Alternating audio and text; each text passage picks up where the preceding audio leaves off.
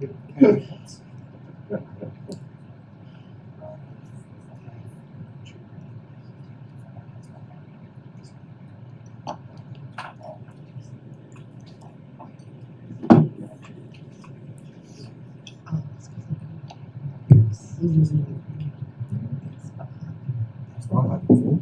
trying to find out better. Look at numbers with the lower digits.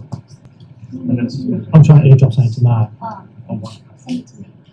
Someone actually showed me on here how I can get airdrop from anyone. Mark, you sound like a low.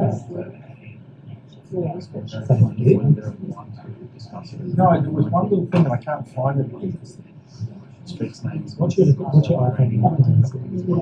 Yes. Where would that be? Settings. What's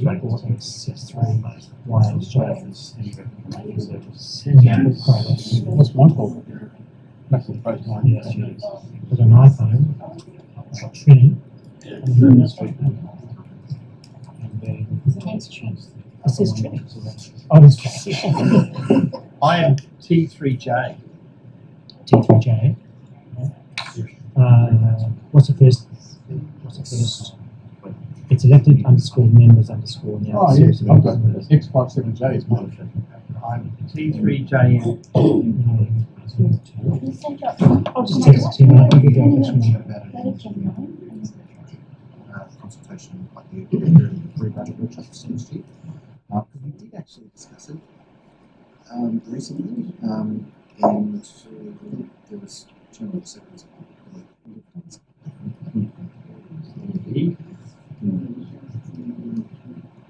Fix everything all at once. Sometimes that's not possible. And then we can apply.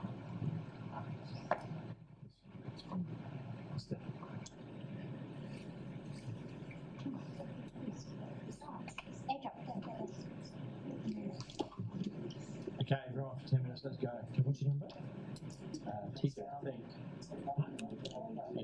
Is airdrop too long? Yeah. I'll just change the name of mine.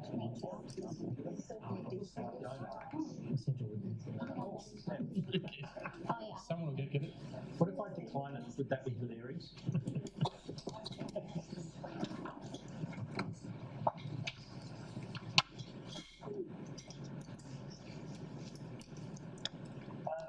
Just a reminder, we are still road testing a few aspects of the new AV system. The guys out there listening into the meeting to make sure that the sound levels are good. But just as a reminder, with the upgraded speakers, then side conversations can easily be picked up. So talk about whatever you want, but just be aware of that. Welcome everyone to the Ordinary Council meeting being held at TK 128 Prospect Road, Tuesday 25th of June at 7 p.m. I'd like to begin with the acknowledgement of the Kaurna people as the traditional custodians of the land. The City of Prospect acknowledges that we are on the traditional country of the Kaurna people of the Adelaide Plains region, and we pay our respects to elders past, present and emerging. We recognise and respect their cultural heritage, beliefs and relationships with the land, and we acknowledge that they are of continuing importance to the Kaurna people living today. And now the Council Pledge. We seek wisdom and understanding as we face the duties of our united task, praying for the peace and prosperity of our city. Thank you. Okay, item 2 on the agenda. On leave there are nil. Apologies there are nil. Item 4 on the agenda, declaration by members of a conflict of interest. Are there any declarations of conflicts of interest? Councillor Bain, first thing. Item 10.2, I'm a member of Prospect RSL committee, so I'll declare general process. It involves some money, so I'll leave the room and I won't speak about that. Thank you. Also 10.2, CEO of St John Ambulance, so I'll declare general conflict of interest. We'll also leave the room and come hang out with Councillor Barnett, and I'll wait for it. Any other conflicts of interest anyone would like to declare? If not, we'll move on to item 5 on the agenda, confirmation of minutes. Do I have a mover? Councillor Barnett would like to speak to the motion. Do I have a seconder? Councillor Tweenawin would like to speak to the motion. Is there any further discussion, anything that hasn't already been covered with those fine speeches? That being the case, I'll move back to Councillor Barnett for a summary. No summary. Let's put it to the vote. All those in favour? Against? Carried unanimously. Public question time. There are nil members of the public here, so I'm taking that we don't have any questions from the public. Item 7, petitions, there are nil. Item 8, deputations, there are nil. Item 9, questions without notice. Are there any questions without notice? Councillor Nelson. So two quick ones, if I may. On the 1st of June, we considered a confidential matter brought to us by the Mayor, and I do note that it remains under confidential order. I do also note that it was released to the media yesterday. I've already had a couple of questions from the public. Just wondering when that's going to be released from confidentiality, please. I believe that we received notification around 45 minutes ago that we can now go ahead and release that from confidentiality. I might just double check if that's the case, CEO. Ms. Taylor? Thank you. The second one, I might want to take on notice, and just thank you to Sam last week for the presentation on the council depot. Now with a better understanding of that and the spaces required, and acknowledging the delays we're having with the postponement of the Broadview Tennis Club upgrades, I'm just curious as to if the 2,300 square metres of land between the bowling club and the tennis club, formerly known as the Crow Clay Club, has been considered as a depot site. CEO. My understanding, through you, Mr. Mayor, my understanding is that that site is earmarked as part of the expansion space for the new Broadview Tennis Club. Sam?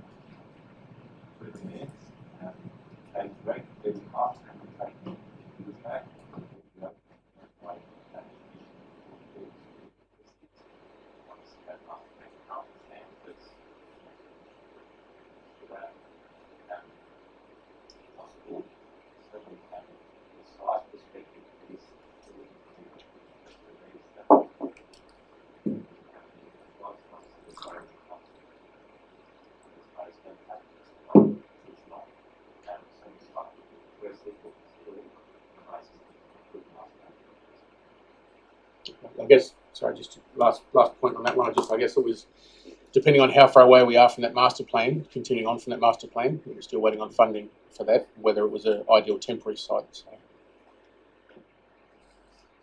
Thank you, Councillor Nelson. Any further questions without notice? If not, we'll move on to reports for decision. Item 10.1, 2024-2025 Annual Business Plan and Budget Adoption and Rates Declaration. Recommendations on page 4. I'm going to recommend we suspend meeting procedures for 15 minutes to discuss particularly the FOGO with or without options that have been tabled. Just from a practical point of view, in the agenda that was received, there was lots of places marked with X. The administration has prepared 2 versions of that. One which would include all those areas replaced with the numbers if we do go with option 1. And the second one is the same, but if we do go with option 2. So after our discussion and when this gets on the table, before we vote on it, we will pick up either the figures for option 1 or option 2. So could I get a show of hands, please, all those in favour of suspending meeting procedures for 15 minutes to discuss? Thank you very much. Okay, who wants to lead off?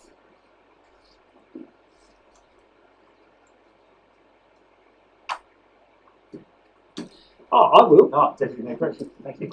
Just to break the ties, it's a bit awkward, wasn't it? I'm interested actually in hearing some debate around what the FOGO is. The item is up for debate at the moment, in terms of what people are thinking in that space. Because when I read through the consultation, there was a lot of really positive feedback around doing FOGO, except for the question that was asked: would you be interested in FOGO or city or parking, or some stuff about parking, all the ones we put in that we didn't fund, and we asked it, would you be interested in those if there's a rate increase? And all of them had the same responses, 50% no. and I think that's because it kind of came. The question came with a question around increased rates.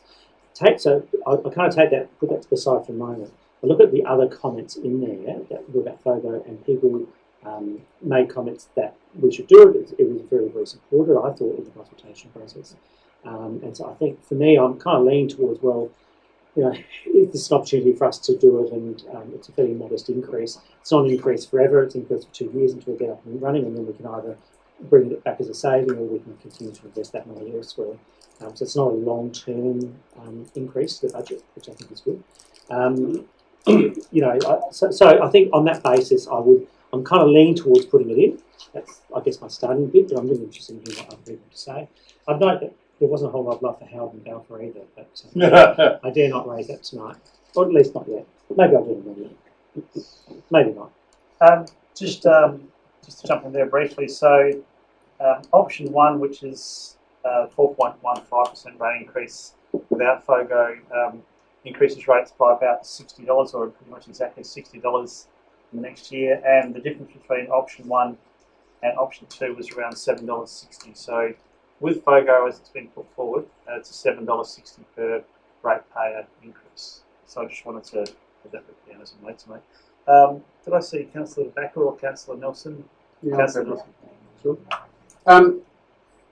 Granted, yes, I did see that. It's only $7, which is $7 is very minimal for a lot of people.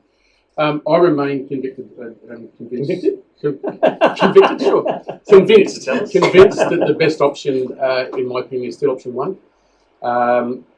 Granted, as per Deputy Mayor Groot said, the community consultation clearly resulted in a preference for FOGO. I don't think there's any debate. Everybody likes FOGO. Everybody wants FOGO. But there was a definite sign there that they weren't supportive if it meant an increase in rates. As we know, the legislation is still up in the air. Yes, we've received some correspondence back and forth, but there's no definites. My biggest thing with this is I just think we're still forgetting of the advice we've received from executive is that with the opt-outs, we're still looking at potentially $300,000 a year additional costs if we get the opt-outs that we believe we're going to get. Now, that hasn't been budgeted, that hasn't been funded, that hasn't been investigated. I'm not too fussed about the cost of FOGO to get it up and running. The one I'm concerned about is the up in the air $300,000 a year that is nowhere near the budgets for the next 1, 2, 3 years. And that's the unknown uncertainty that I don't think we should be putting the burden on our ratepayers. Thank you. Councillor Beck. Yeah, I have similar views. Yeah, I think we have to have a proper business plan, even though it's aspirational. There has to be the certainty from state government, so we can actually roll out a model that's going to work financially. I think the other thing about this, having had the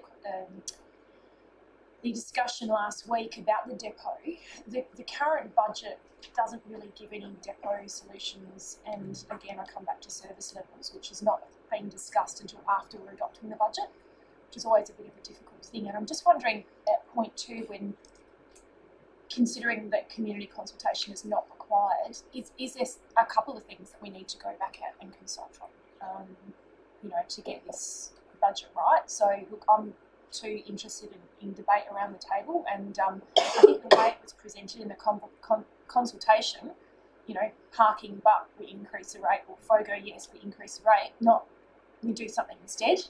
And I think that's an opportunity that we could have to tweak things, especially if there are opportunities for, say, you know, getting the street sweeping sorted and, you know, looking at the depot opportunities. So I'm just quite open after that presentation last week.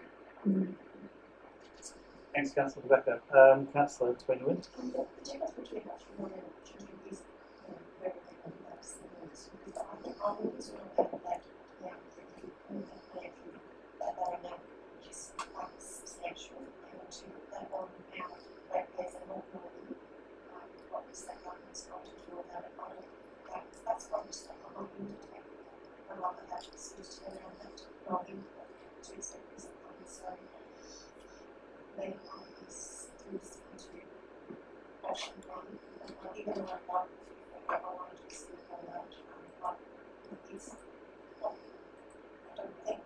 We're not saying no and like saying that we're not going to come back to it. We will, but we want to hear what's happening, as I say.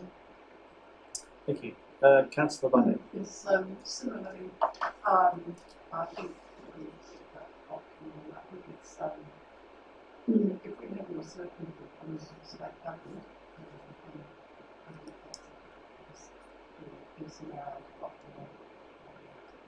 looking back now, and some said, oh, you know, the other councils, perhaps I believe, they'd be quite happy for us to go and make out the old work, but I don't think we can afford to do it at this stage. So I think we must go steady ship. I'm pleased that that's one of the reasons why I did ask for the other options that we had been discussing in the workshops, that perhaps many of our ratepayers and residents weren't aware of. So they knew that when we did go to location that we had some of those other different considerations. I think the general feeling was, yeah, look, we'd love to be part of FOGO. You know, some residents say can't wait, but I do think we have to steady the ship a bit for the time being. Thanks, Councillor Bundy. I'll just say to anyone who hasn't spoken yet, there's been significant discussion with this one. I think we all share a lot of the concerns with the risk, and I'm sticking to I supported the option one, and I think that is just the safest at this point. It doesn't mean that FOGO is forever gone. It just means that we are just playing it safer, and until we get some certainty and able to go forward. But at this stage, I think there are those concerns that others share as well that are just really dictate my decision here. So it'll be an option one for me as well. Thanks. Haven't heard from Councillor Scanlon and Councillor Quinn. You guys got something to add? Really, I had my mind made up which one I'm going to go for. Councillor Trinity. Yeah, the same views have been mentioned a few times already, so just uncertainty. I definitely do not feel comfortable going ahead. Yeah, I'm happy to wait until we get more information from a big decision like this that will affect others. Yeah, okay, so that looks fairly clearly. Oh, sorry. So, a couple of comments. We note that none of us make our minds before we can change it because it prevents us from doing so. I'm sure that's not Councillor Scanlon knows. I think it's one of those things, if we don't do it now, we never do it. If we're paralysed by what could happen in the future, there's a whole lot of things we never do in council. So I kind of discount that. So if we let's wait for something to happen, some more to happen. Second comment I was going to make is that the rules haven't changed. So we're acting under the rules that we were acting under when we talked about this in February. The rules have not changed at this point. And of course they might in the future, but they might anyway. So again, I feel like we're being paralysed by what could happen in the future. The third thing I'm just going to comment on, look, it's a lost cause, but I'm just going to say it anyway. This doesn't start until April, so we've actually got quite a few months to work through what that looks like. I just want to correct that. That's correct. It's April rollout. Yes. Yeah, that's what we currently propose, basically delay. Yeah. Yeah. In terms of depending on how I assume with that, we have a 3-month meeting that we need. Decision by April. So if we were to support this, we've probably got 6 months to see where the light event does go, and we could either change the market. So, anyway, I just want to, I think I'm the only one speaking in favour of it, so I accept that's we're in a democracy, so that won't get up tonight, but I just want to make those 3 points. In case anyone was so convicted to change their mind, or at least 4 of you, I don't think that's the case. Thank you. Sorry, and the last I would say is if we are going to be paralysed and not do it because of what might or might happen in the future, we should probably have a serious look whether we continue the trial. I say that in all seriousness because why continue a trial to the benefit of 1/5 or 1/4 of our city? If we're not going to do this, let's not do it. Which I'd be dead against, and I'd absolutely vote against that motion. But I just think it just feels like we're paralysed by what might happen. Enough said. Yeah, from the chair, I'm probably more in favour of option 2 than option 1. I do understand that people have concerns.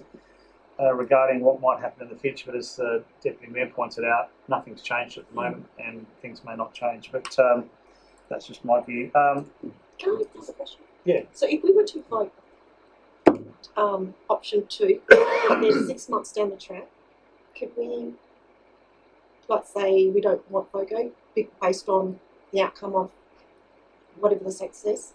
What if we were to get more information? Could we do that? If we voted this in today, like if we voted this in today, could we then retract FOGO project? So your question is, if we voted for option FOGO. 2 to extend the trial, and then 6 months down the track before we had made any substantial progress toward it, if something changed from the government or legislative point of view that wasn't in our favour, could we call a halt to what we plan to do? Yeah, that's I suspect the answer is yes, but I'll also defer to the CEO. If I can ask you to rephrase the question, because I think what you're really asking is when is the sort of the latest date that we could reverse course without incurring a significant budget impact? Is that the question, Yeah. Councillor? Mr. Galena, can you possibly have a go at answering that one? Without having, I haven't discussed the benefit discussing this way, there might be some lead times for procurement, but my best estimate at this point would be 3 months prior to the vote. So basically January January 25, 25. we need to make a call.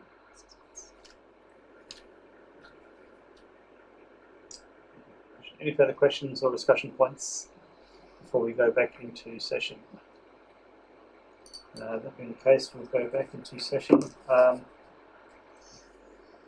So there's a recommendation there, and we're looking for someone to move either option 1 or option 2. Calling for a mover. Deputy Mayor Greg. Look, I will move option 1 just because I'd like to move option 2, but I'm not going to just get voted down and extend our night for another 3 hours. So I will, in the interest of what I've heard from the table, unless anyone has given me a nod or a wink as I'm continuing the sentence, that's me really just good as well. No, so I'll move option 1. So saying that, look, I think it is a missed opportunity. I think we've actually missed an opportunity with FOGO, and as I said, in all seriousness, we probably think about if we are paralysed to do nothing, let's do nothing. That's how we want to do this. The other side, which the budget, what an amazing effort from administration. I'll probably start by saying that. I've not ever seen kind of a budget and an alternative budget presented on a budget night, so I can only imagine the work that goes into that. So I just want to say thank you to Director and her team for the work that they've done. He's over there. And just to say thank you for that. Look, I think this is a responsible budget. I think the rate is set very low. I think we're still the second lowest council in that low in terms of average rate increase, which I think is a spectacular success for the city of Prospect. We're also doing a lot of stuff, and there's a lot of stuff in the budget as well, which we're very excited about over the next 12 months. So I certainly commend the budget. We've sat through this for the last few months as we do with the budget processes, so I won't go through about everything that's in it. But I certainly commend the motion. I would have commended the other motion a bit more, but I'll still commend this one. Thank you, Deputy Mayor. Do I have a seconder? Happy to second. I'm not going to be as negative as the Deputy Mayor. I don't see this as a loss of force. I think we have great support for FOGO, both in the chamber and in the community.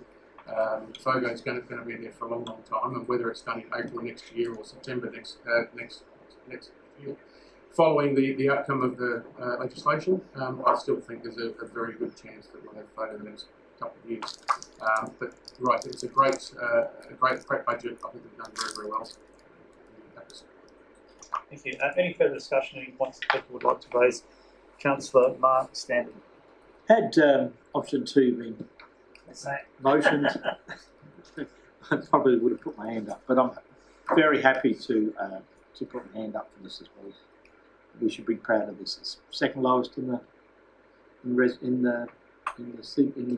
metro area. I think that's fantastic. Thank you. Any further discussion? In that case, briefly from the chair, the option of having green waste picked up every week was, when I was campaigning, was probably one of the most strongly supported recurring themes that I got, and often people would bring it up without me saying we're considering it. So I think the community does feel strongly about this, and I do hope that it isn't a lost cause, and I do hope that it is something that, given more certainty, we can come back and revisit.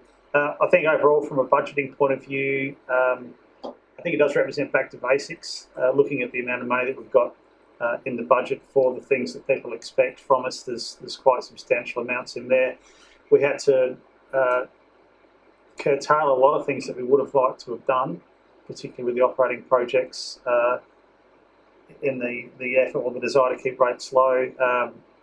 It's a responsible way to go out to our public, and the amount of feedback that we haven't received kind of suggests that people are thinking the same way. So well done to everybody for contributing, staff and elected members as well. I'll now go back to Deputy Mayor Mark Groot to sum up. Let's get on with it. I think enough's been said. Can I just also probably just make the comment to thank all those people who did participate in the consultation as well. It's always hard to drag people out leading into the winter months to talk about the budget, which is not the simplest things to talk about at times, and sometimes to explain, but we thank you for that committee and their hand up and give us their views. We have no one to go out tonight, and hopefully there are some people watching playing on YouTube, but the fact that we don't have a gallery of people protesting about the unreasonable rate rise is a positive thing for City Hospital. There some other councils that have had that experience in the last couple of months, so it shows to me that we do a very decisive budget. I commend the budget and the motion to Thank you, Deputy Mayor. Let's put it to the vote. All those in favour? Against? Carried unanimously. Okay.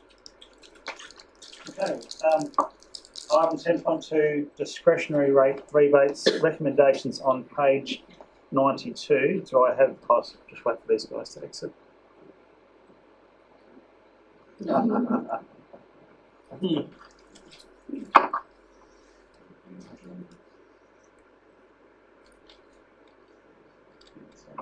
Okay, so recommendations on page 92. Do I have a mover?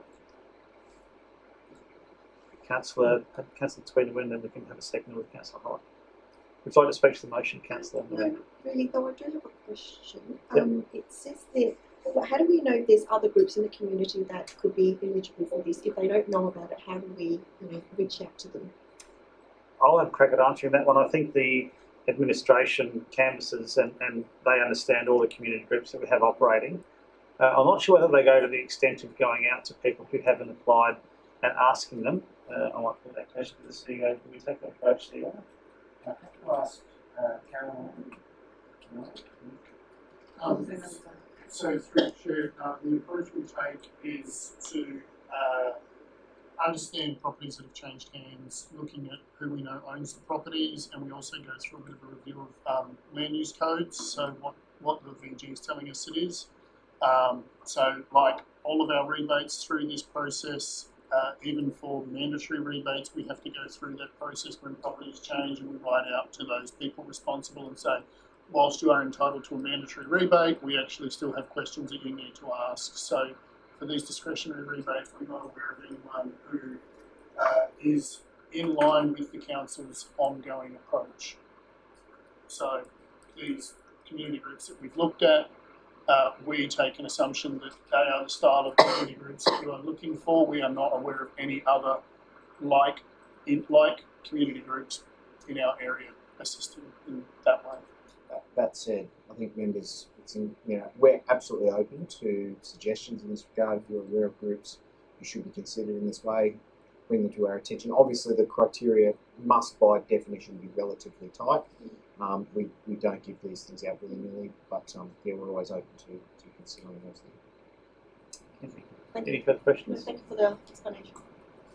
Did you want to speak further, Councillor? No, I think it's pretty happy to move it as is and with the declarations with those communities. Thank you. Councillor Holland, would you like to second that motion? I don't really want to say much except that I think it's they're very worthy groups here, and I support it. There's no issue with all of them. Thank you. Any further discussion? Anything else that hasn't already been discussed tonight? Looks like there's nothing, so I'll go back to Councillor Tweedie to sum up. Thank you very much. Let's put it to the vote. All those in favour? Yes, carried unanimously.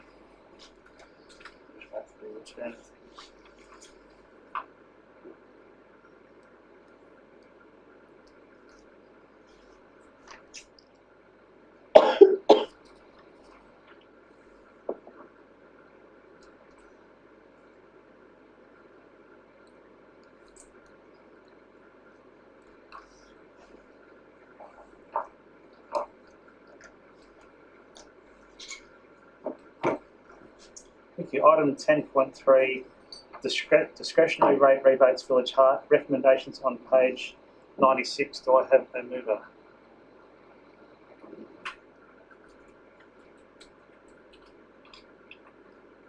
Councillor Nelson. Happy to move. Yeah, I think this pretty much matches what we did last year and previous years before that. I think it's a very good idea that we do it for those that have multiple locations. So,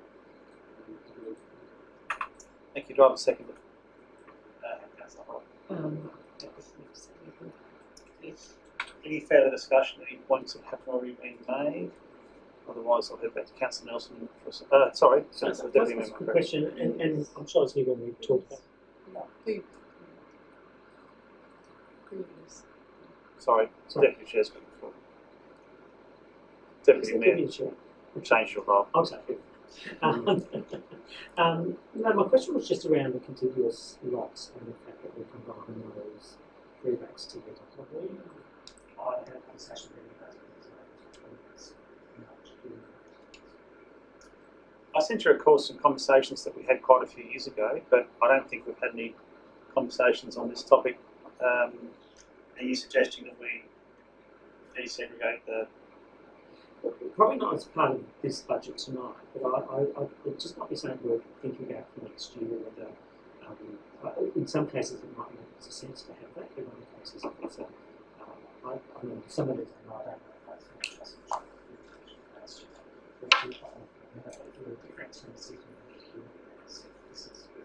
Without a contiguous purpose to each other, then maybe I think this, from memory, this was brought in at the first board discussion rates in the way of trying to largely try to set that without water. So I'm not suggesting we should change it tonight, but maybe just a thought bubble that maybe So you're not suggesting variations to the motion? Okay, taken on board. Councillor Nelson, getting back to you to sign. Thank you very much. Let's put that to the vote. All those in favour? Against? Carried unanimously. Item 10.4, fees and charges, recommendations on page 98. Do I have a mover?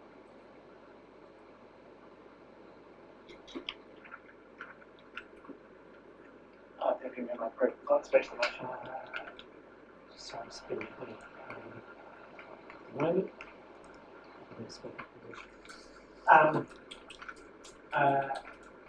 No. Thank you, take these words. Well said. Do I have a seconder? Councillor Nelson. I have a second. We just have a question regarding trying to find the page. I was just curious as to why we have a slightly different printing cost between photocopying and printing against printing agendas and minutes. There's like 5 cents difference. See, what's that? No, it's 5 cents. But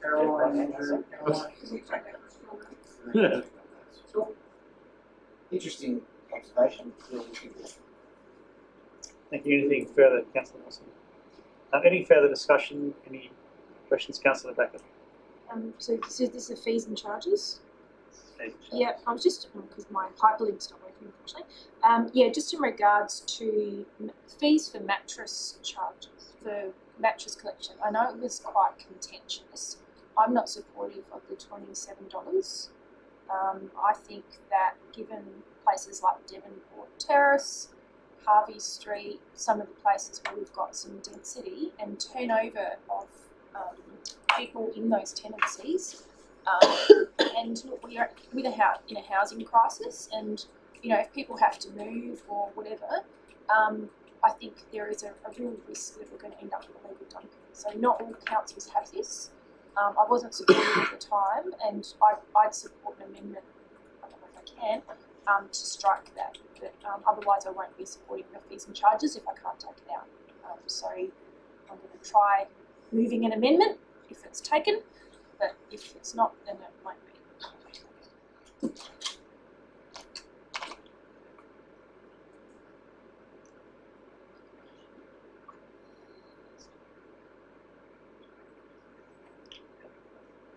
So the advice is that you can put forward a variation to the motion to itemise that as something that you don't support.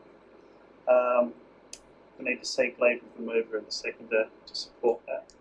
If we don't get leave of the mover and the seconder, you could put forward an amendment, in which case you'd need a seconder, and then we would have further discussion on it. So did you want to move a, are you stating that you're not in agreement with it, or would you like to put forward a variation? I'll put forward a variation and see if it's supported by the people in the second. Okay, do you have any wording for the variation? Part 3. Part 3 that no charge. A charge. Well, it's not going to be removed. No charge be applied for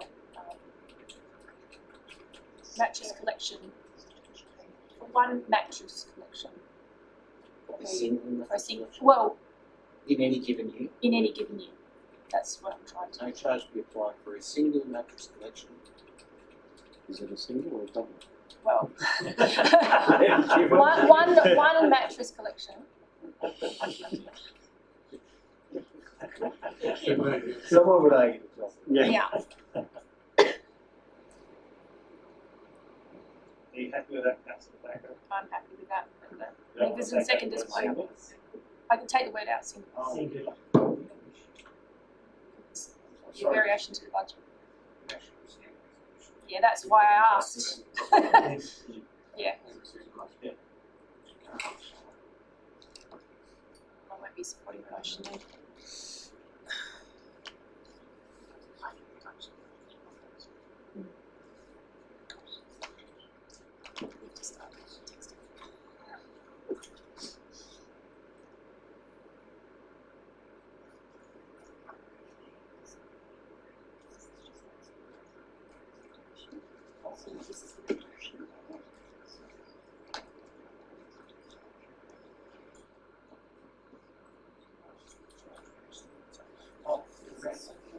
I'm sorry, members.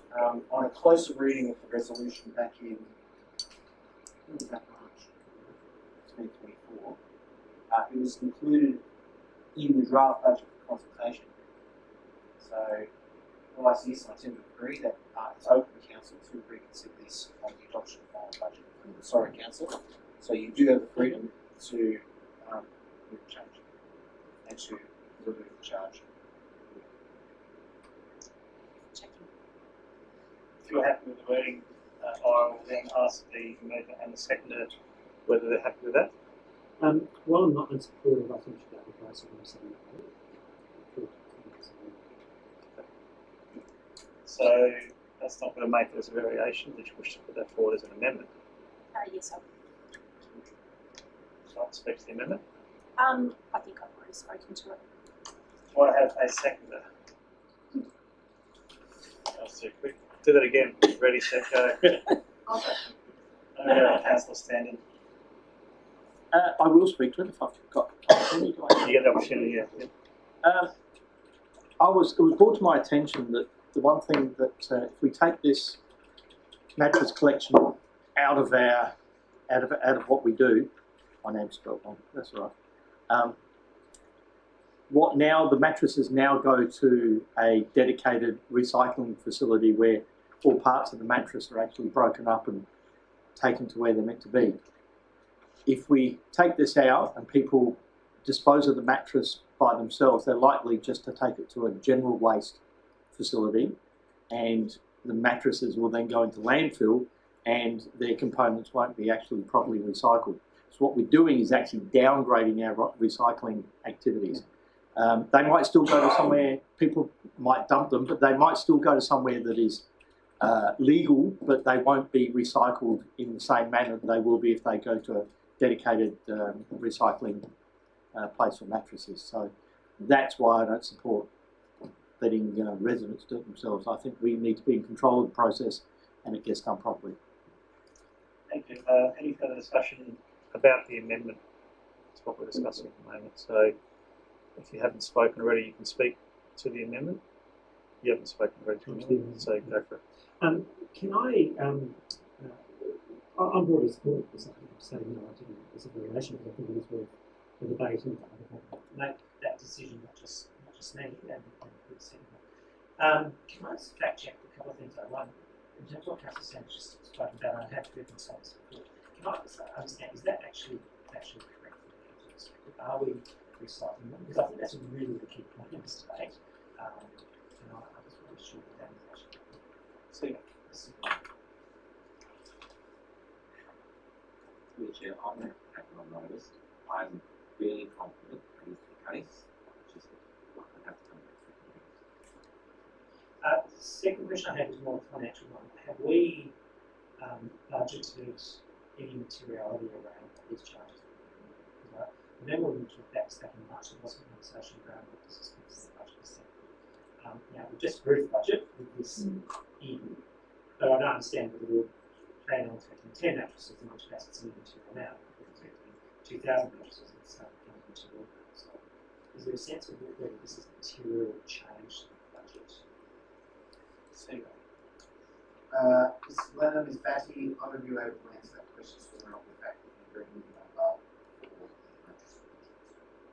Our response is that we're not expecting material change, so we're probably be back. Quantum of mattresses times by the amount of value is largely immaterial to the concept. So it's $20,000 to $30,000 of impact, which is a pretty small number in the context of revenue. So I think the advice from staff is no, it won't result in a material impact to the budget. So we would be collecting $20,000 to $30,000 for mattresses. So through the Mayor, my understanding is that based on numbers that were put to Council in that report that you considered back in March, we're talking about roughly 1,000 mattresses per year. So at $27 a mattress, that's the number. It's a lot of mattresses. Yes. Could be done. Okay. You have yet no materiality of $30,000. Not in overall budget terms. Through the Mayor, my understanding, based on advice from staff just now, per East West website, 75% of the materials from mattresses that are collected up is recycled, including timber, materials, textiles, steel springs, and other components. Look, on balance, I think I'll support the amendment. $30,000 seems like a lot of money for mattresses, but I wish we were thinking less. But without thinking about the pricing thing, Okay, any further support the amendment? Any further discussion on the amendment? If not, I'll go back to the mover to sum up. Yeah, look, thank you. I hope you support the amendment. Look, I think it's actually really interesting just to learn the volume that are being collected, and that's a service that we're currently offering. So I think it would be great to maintain that service level and just avoid dumping, because that still costs us, and we don't know who it is or where it's going to end up, and especially those places, and we all know them on the fringes of our city where it's dark and people can just get away with dumping stuff. That costs us too. So I think if we didn't spend here, it would show up somewhere else. So encourage you to support the amendment. Okay, let's put the amendment to the vote. All those in favour? Against? The amendment is carried, so now that becomes part of the motion. We had Councillor Groot and Councillor Nelson, and we had Councillor DeBacker who spoke. So if there's anybody else who still hasn't spoken to the motion, you now get to speak to the motion. Oh, sorry, we'll go with Councillor Barnett and Councillor Turner. Yes, I was wondering, I think you've seen that email about the items raised by Israel Harris,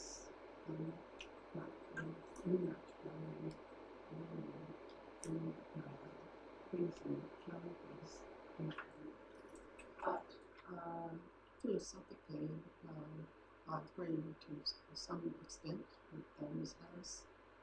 It's just unfortunate, as has been explained, that somehow slipped through as a submission to the draft council budget process.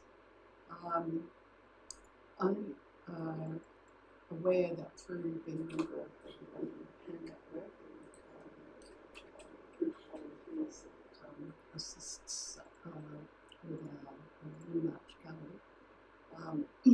some talk about ramping up sponsorship. So I feel a bit of a loss about where we discussed this now. In the implications, now that we've just had about another $27,000, well, I agree with the mattress not being charged and added to our budget. So I'm just wondering if there was some place to have part of a workshop or that, or sometime during probably now or next year's budget, and then next year's discussion on setting the register. So I'm just asking through the mayor, is there going to be some other point at which this matter can be discussed? So can I take it that the administration has heard Councillor Barnett's concerns that she's raised, and we could look to factor in discussion on this as part of a workshop over the next 12 months? Through you, Mr. Mayor, it's possible. The challenge will be, I think, from a revenue versus cost-benefit standpoint, it's a challenging discussion to essentially in each workshop, when you're taking into account the time of all the staff involved, a single workshop will probably absorb a large share of the revenue from the gallery for the year. So I think it's a conversation we're having, Councillor. Whether a workshop's the right forum, I'm not sure. It may be something that PAN itself could consider and maybe offer some recommendations for consideration. Firstly, because they're the subject matter experts. Secondly, because I think the Council would give good careful consideration of recommendations in that regard. And then maybe that could be brought to next year's budget workshops. There's a range of options. We've definitely heard, and obviously the submission we've discussed has probably got more prominence and more attention than pretty much all the others put together based on today's now that's been raised to our attention in terms of taking the Council staff and turning our mind to how we consider at least a discussion on that issue over the next, well, before the next budget. Thank you, Senator. Councillor Tweenaway. Yes, I just have a question regarding the social groups under community support program. The fees there ranges from $2 to $45. So that's a co-contribution from seniors. I was just wondering, $45, what activity is that for? Because that's a substantial amount. So yeah, Ms. Taylor, do you know? Through the mayor, some of our social seniors take quite long vacations, so it might be about higher contribution there. If I'm not sure, it might be cookware or harder or glass there. Anything else, Councillor Tweenaway? Any further discussion?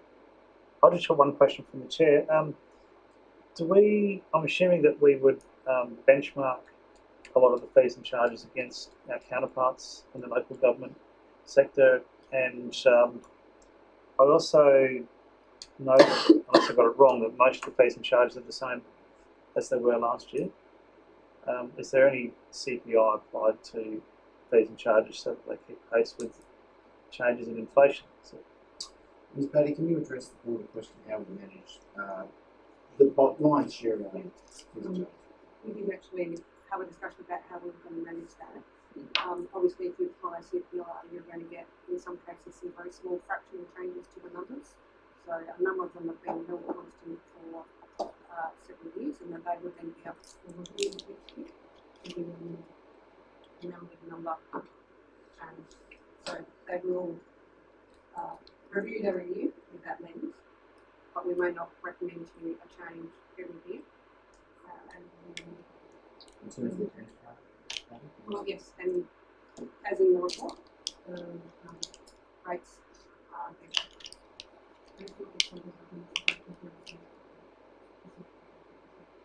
thanks. Okay, head back to Deputy Mark Root to sum up.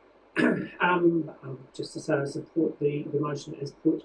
I think just on the mattress issue, one of the things we should probably keep on our radar over the next 12 months is how many mattresses are still dumped because we have the one mattress collection as opposed to unlimited.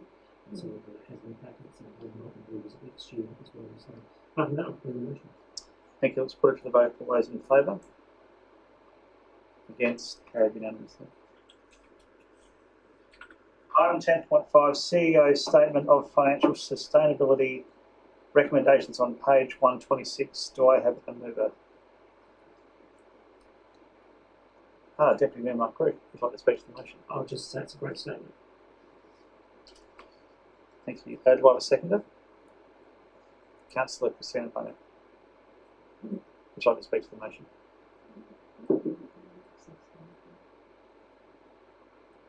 Now, is there anything further to add that hasn't already been discussed, which has been very little thus far? I'm happy for there not to be, but Councillor Nelson. If I may, I just noticed on the asset renewal funding in option 1 at the 105%, should that not have a tick instead of an up arrow? Just See ya. Yes. Thank you. Technically at 105 it's above, is it not? No, it's 120. So we're right in the Option 2 has a tick, so I think it's minor. I think originally we actually had 130, but then through some reprofiling of the asset renewal ratio, considering the changes around Churchill Road drainage and what we classed as renew and went back and considered the long-term financial plan implications, we actually scaled that down. So yeah, that's probably where it came from. Thank you. If there's no further discussions, I'll take that to Mark. I think it was an extraordinary pickup by Councillor Murray, and I thank him for that. That's it. Thank you. Let's put that to the vote. All those in favour?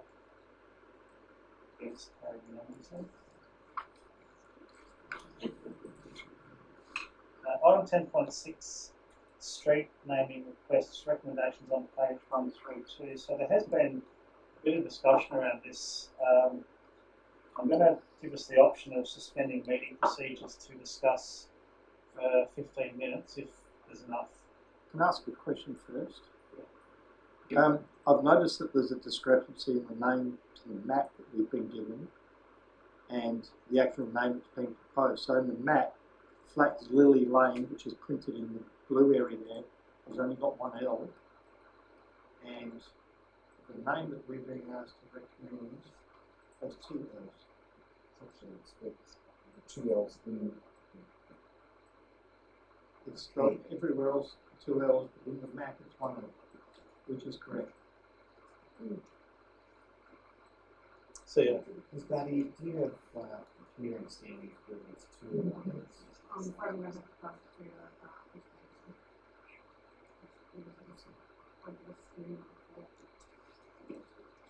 If you wish to suspend meeting procedures, I'll come back to you. I'm just going to go back and find the correspondence from the USA.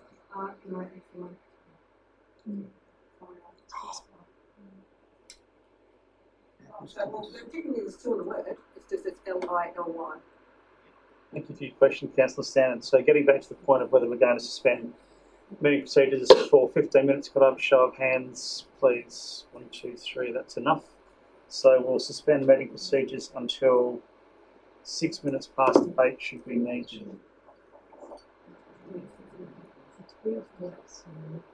Okay, so I might, just to kick off, I might invite Caroline through Chris just to give us a bit of a, sorry, can I just have everyone's, I just want to kick off by inviting Caroline through Chris to give us a little bit of an update on some of the discussions that have taken place today with regards to these recommendations and what some alternative options might be. So yeah, Caroline. And this is your approach tab, please. Yep, along with Andrew, because we have some diagrams. So, being aware that there may be some interest in having a look at Ghana namings, because obviously that connects to the acknowledgement of land. This afternoon, a group of us did a bit of brainstorming and that to try and work out how we might be able to achieve that. Renewal SA by Sam and Andrew. So the key message is that we understand that the housing development is progressing very quickly at that pace. They want to get the full housing into market. The naming and titling of each of the addresses is critical to that process because people need to be, one, to purchase something and to get a mortgage, you need a title. Hence the request for the naming. Their priority is,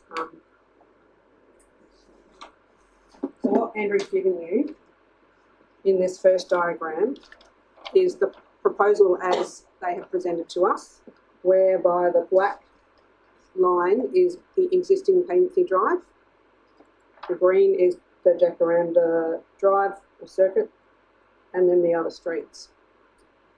They had suggested to us that we actually rename the green Paignton Drive, but when you have a look at that, you can see that that would be very challenging from a navigation perspective because you'd be going both left and right and round the circle.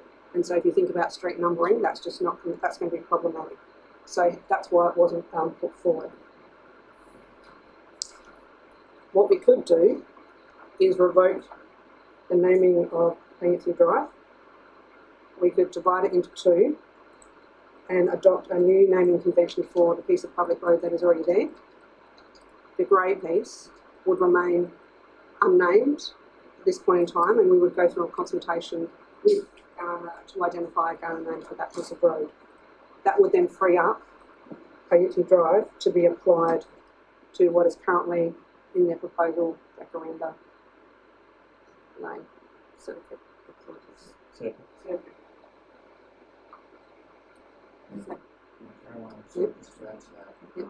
reason why that's desirable is, as you've said, that is the most critical piece of road to name in the short term. Is that correct? That's correct.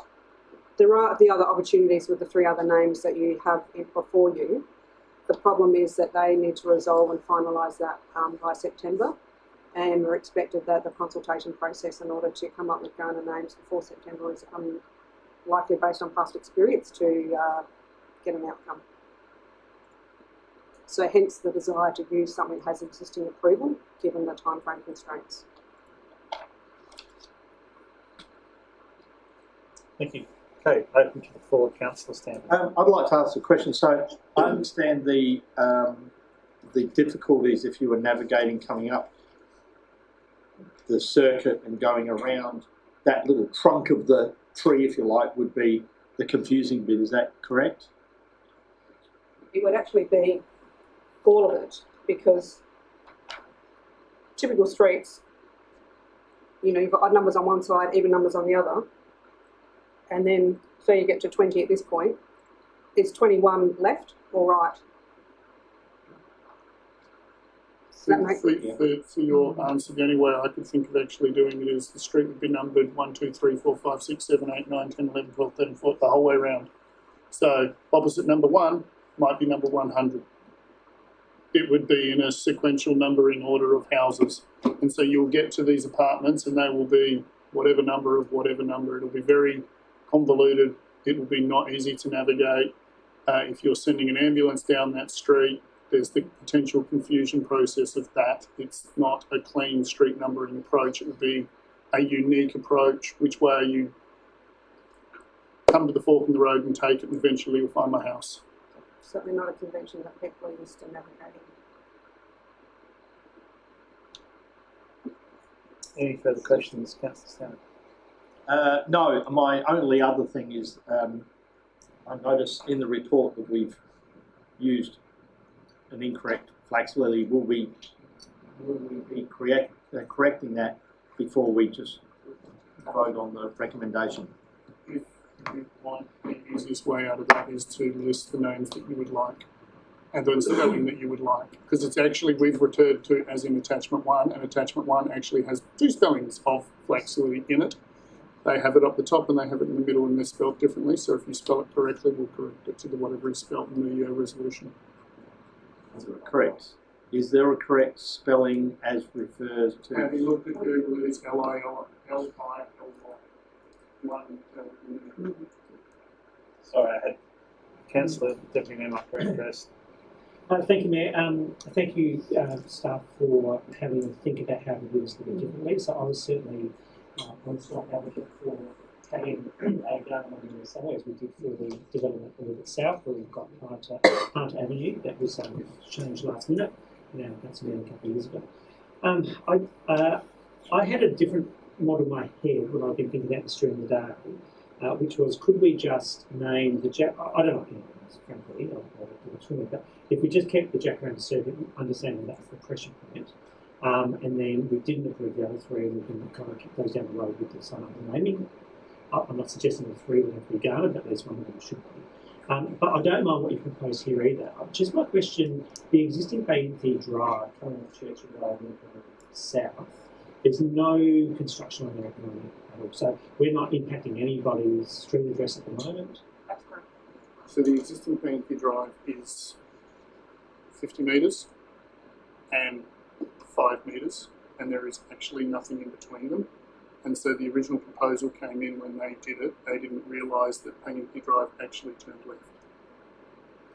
So there's no road.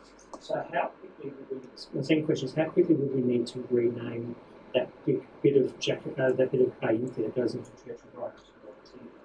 How quickly would that be named, Jack Street? Or whatever? I mean, I presume that would be a non-Indigenous name, but how quickly would that have to be named?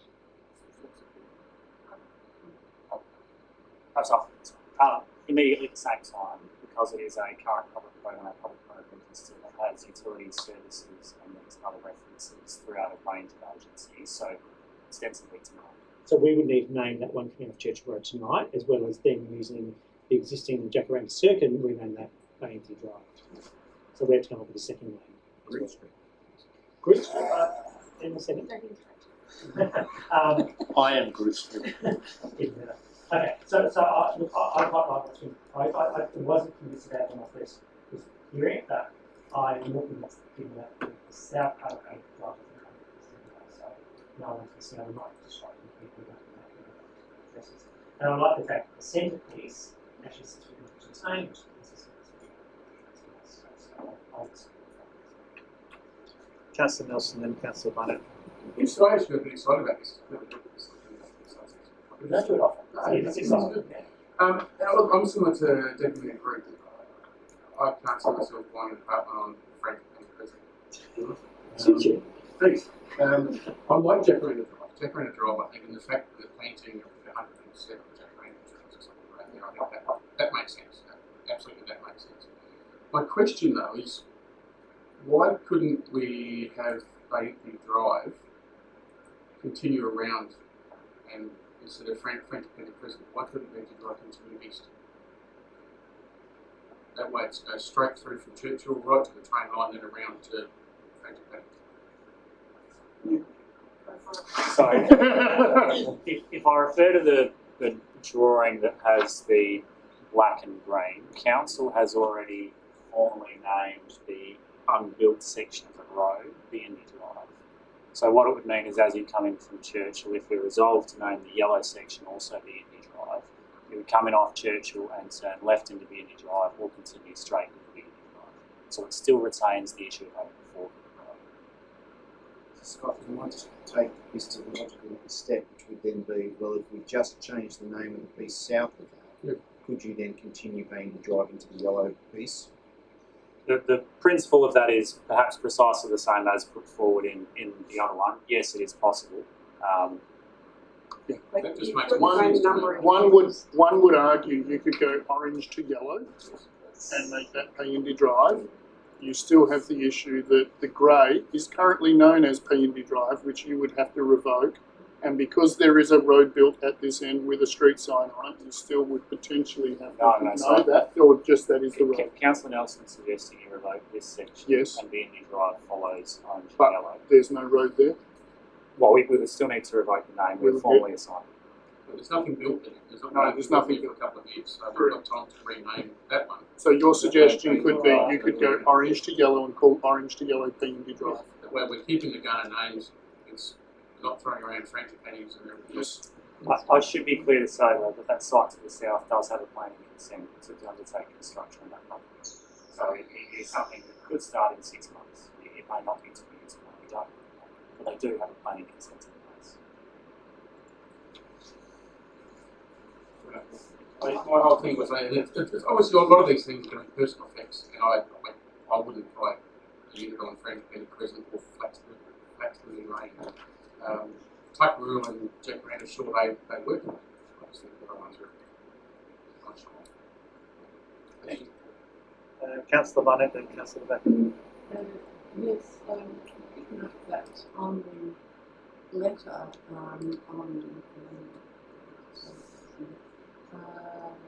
page 138 is an official letter here that is about the street names proposed. And right on the bottom, they've got about the plant species.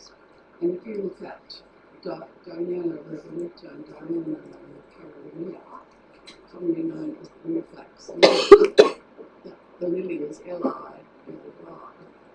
It's taken after that common name for those two species. So that's why I think we could just keep it with L-I-L-Y. Well, you think in their official letter that that's what they propose.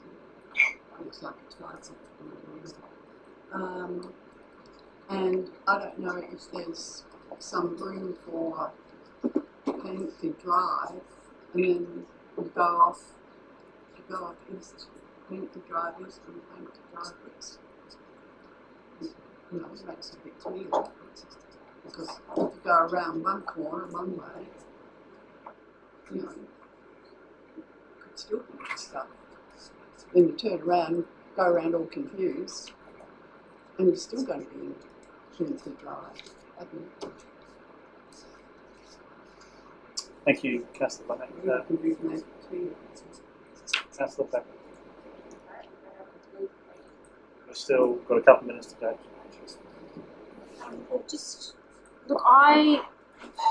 They've already intended that they're going to use Renewal SA. Quite frankly, I'm surprised they're not here tonight.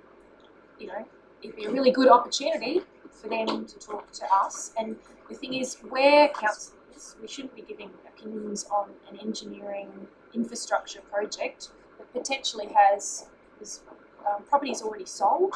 Who knows what mortgage paperwork or services paperwork already has references, and I don't have the people in front of me to talk to.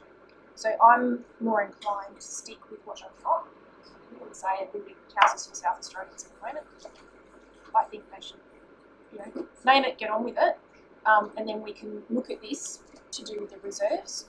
I don't think this is ideal. I think it should come to us ages ago, and then we could have done the proper consultation. But that just allows them to get on and do their thing, and then we can do the proper.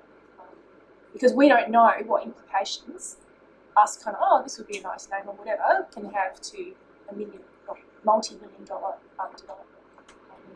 And it's really great to have Renewal SA in the room this evening. That's the way I'm thinking. Okay, so we're out of time. We can suspend meeting procedures for 10 more minutes if we feel like we need to discuss this a little further. I don't know whether we've got resolved yet, so I'm going to recommend we suspend meeting procedures for a further 10 minutes. All those in favour? Okay, unanimously. Councillor Stanton. So I'm understanding we have to decide 1L or 2 at this juncture. Is that correct? Well, it says here, having considered the item 10.6, endorses the road names as presented in attachment 1. Attachment 1 has it in 2 different spellings, so we can't. It has handwritten. I think we can deal with that one fairly easily. We can agree that it's L-I-L-Y, and we can specify that if we need to. I think the broader question here is, we've been presented with 4 street names to potentially move forward with. Are we happy with those street names or not? Definitely agree. Can I make one point? The email from Mr. Jim, Mr. Dunn, is that quite clear that the clear facilities around the government's going to touch on later and come back to us at the end time down the track?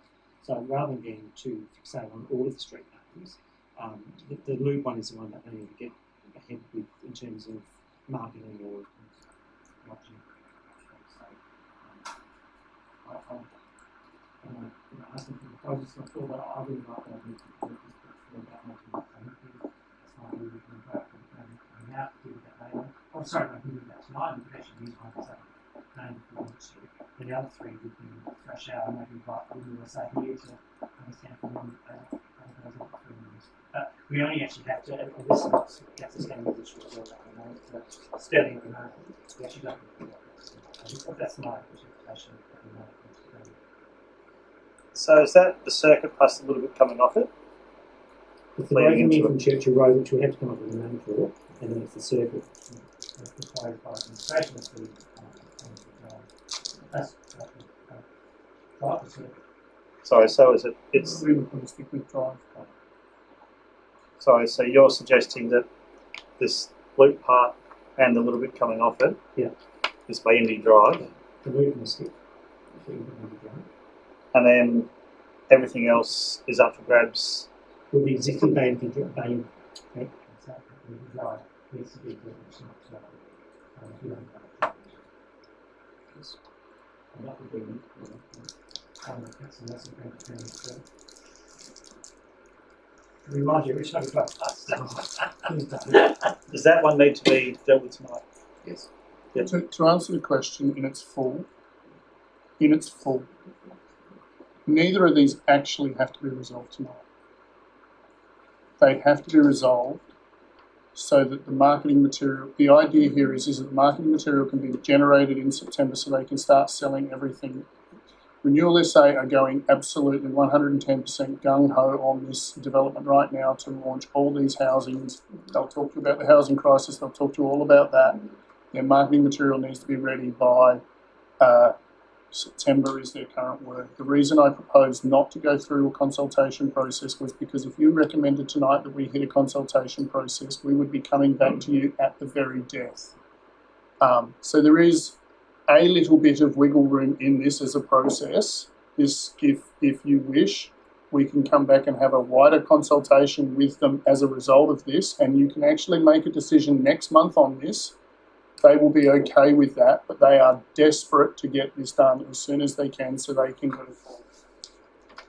It's not necessarily, because I had a conversation with Jed today, and I know Sam had a conversation with Kylie, is it, who's the manager of the project. There's a little bit of wiggle room in this, but not a lot. And so we can have a wider consultation with them and say, could we propose this to you if we do that? And they may come back and go, yes, that's actually acceptable. And we could come back to you, someone can come back to you, it won't be me, next month and represent this to you. That is actually an option.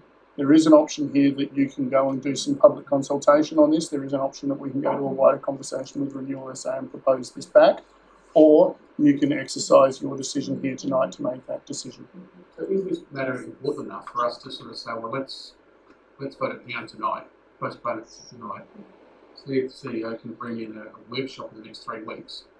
We can spend an hour on it, thrashing it around, if it meets the schedule, and then have this come forward for the July meeting.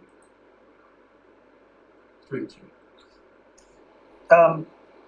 I'll let the CEO answer that in a minute, but I think one of the things that we do know, if we're keen to have another Ghana name apart from Bay Indy, is that, as was mentioned earlier on, there's lots of things at play which are making it difficult for the naming group to process any of this information in any time frame at all.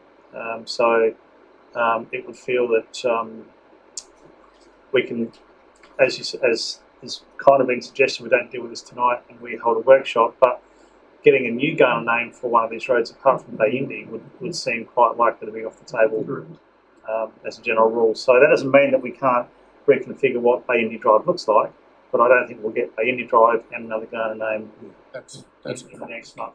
That's not going to happen.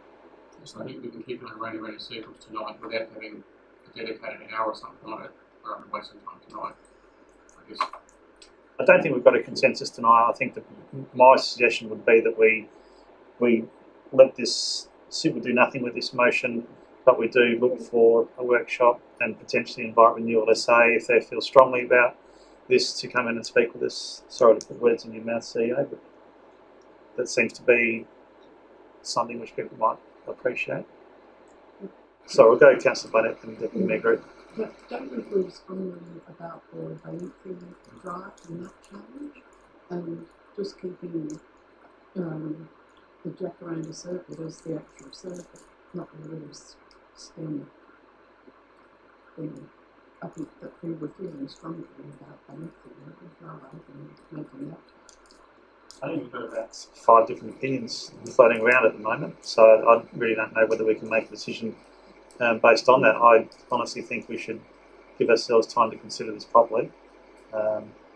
CEO's looks staring at me. Mr. Mayor, can I address the idea of workshop in the next 3 weeks? That's going to be exceedingly difficult. We've got a council meeting early next month on the 23rd due to the way the Tuesdays fall in July. First Tuesday's PLP workshop members, that's going to be pretty well absorbed with outcomes of the study tour. Maybe we squeeze in that night. Following week is your mandatory midterm refresher training. I can't bump that either. The week after that, we've got scheduled for a Law Beauties workshop, which arguably could be moved, but the challenge of that is it's so late for the meeting, we're going to struggle to turn that around in time to you.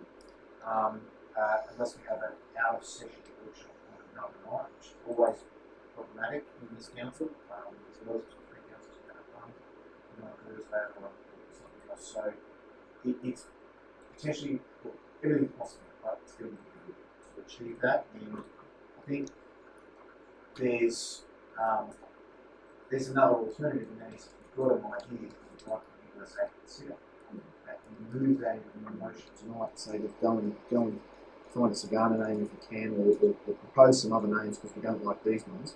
And by the way, we think Baindy Drive should be the circle. Are you okay with that? We can write back to them and bring that back to them in a report with their feedback in July. I think probably the best we could realistically achieve. Not sure how the staff feel about that. I'm getting nods generally. That might be a preferred approach. So if you've got some ideas, thoughts, concerns, questions from you, let's outline in that resolution. So we still need to deal with renaming the road, which is currently being Drive. Not tonight, but eventually, if you make the circuit the paddle pop, and you turn that into Baindy Drive, then yes, you're going to rename the orange bit. Right, so if I was to say that we are considering renaming the aforementioned paddle pop Baindy Drive, but not agreeing on any other naming tonight, and that we have a change to the we put forward a recommendation that we'll vote on, which says that we go back to Renewal SA, letting them know that we are making this change, and we need to get them to reconsider any other naming for any other streets in there. Does that generally meet people's expectations? That's a good question. Good question. Again, Renewal SA, millions of dollars, marketing plan, they're planting jacarandas in the circuit, so there's probably a reason they're calling it jacaranda. I'm just thinking about the marketing.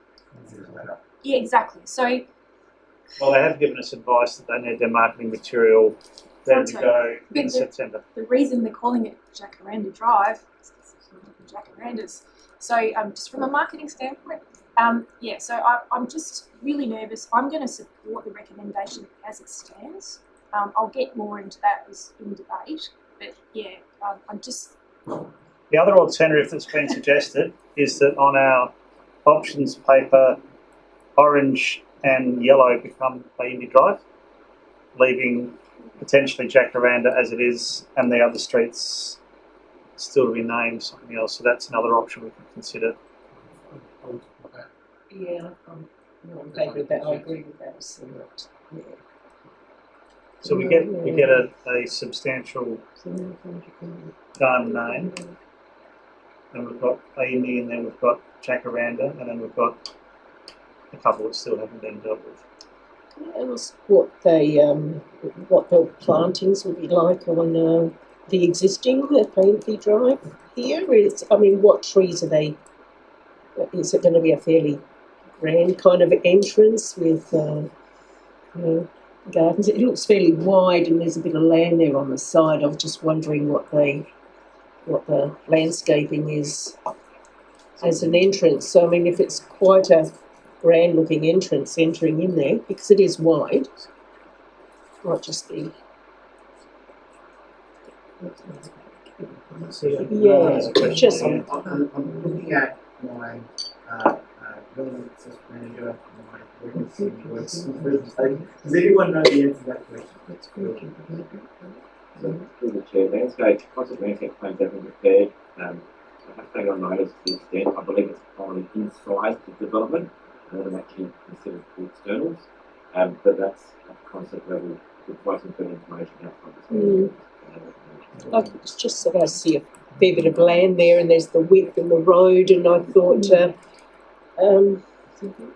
I do think Jacaranda Drive is suitable for a circuit with jacarandas. It could be that Plainview Drive staying as it is there, even if you extend it sort of, whether it's, you know, straight across into Frangipani. But if that is quite a nice entrance, it just might be the right name for. So I think we probably need to get on to debating this. So I'm going to recommend that we leave part 1 as it is, and then part 2 is no longer as it is.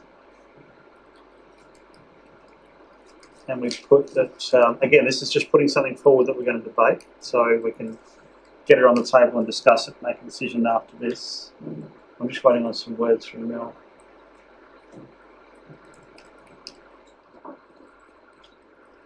Can I just ask a question?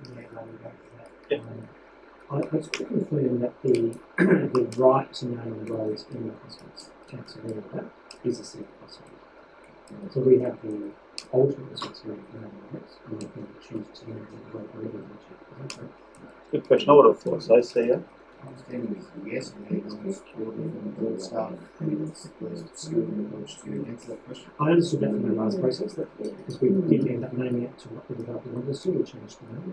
So it's probably just worth naming it's actually, I mean, renewers they can offer up what they like, but I think it's actually cool. And this is probably one of the last things we'll get a chance to know and so on. I just noticed on a very large one, looks like the drive, it's got future development there. And they've got proposed road widening, so it looks like they're going to make those the drive. I think that's a bigger thing. Oh, through this there, yes, and that's an ongoing discussion around the left turn right now being the drive, which is still ongoing with the sale, I believe. So how that looks and feels, discussion staff is still having so that's French thinking. Great deal of gusto to preserve both a right and left turn separate lanes as being the drive for obvious reasons.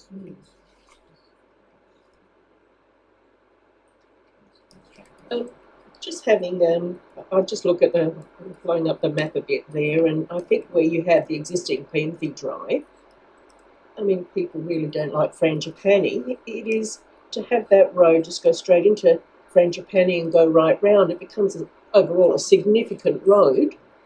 It's the entrance and takes you right round and then meets up with Jacaranda. There's simplicity in that because you're not breaking it up into so many different names and yeah.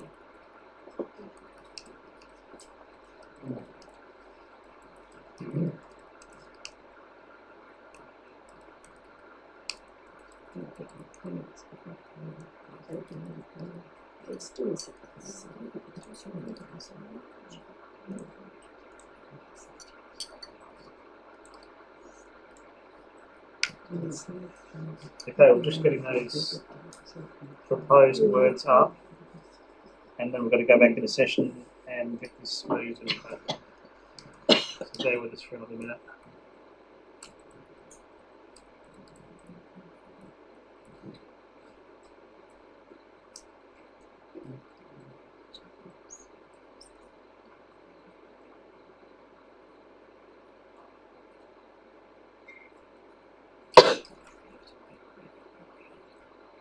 Sorry? Part 2 needs to go, yeah. Part 1 can stay, because that's... receives and that in the report, but the original Part 2 goes. Yeah, okay. We've got to go back in session and we'll move in the secondary.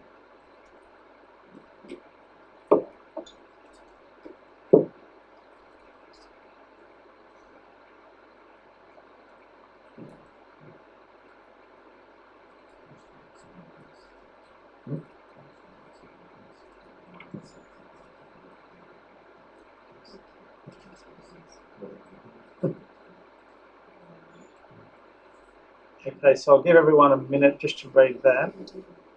Again, this is to get it on the table to discuss further.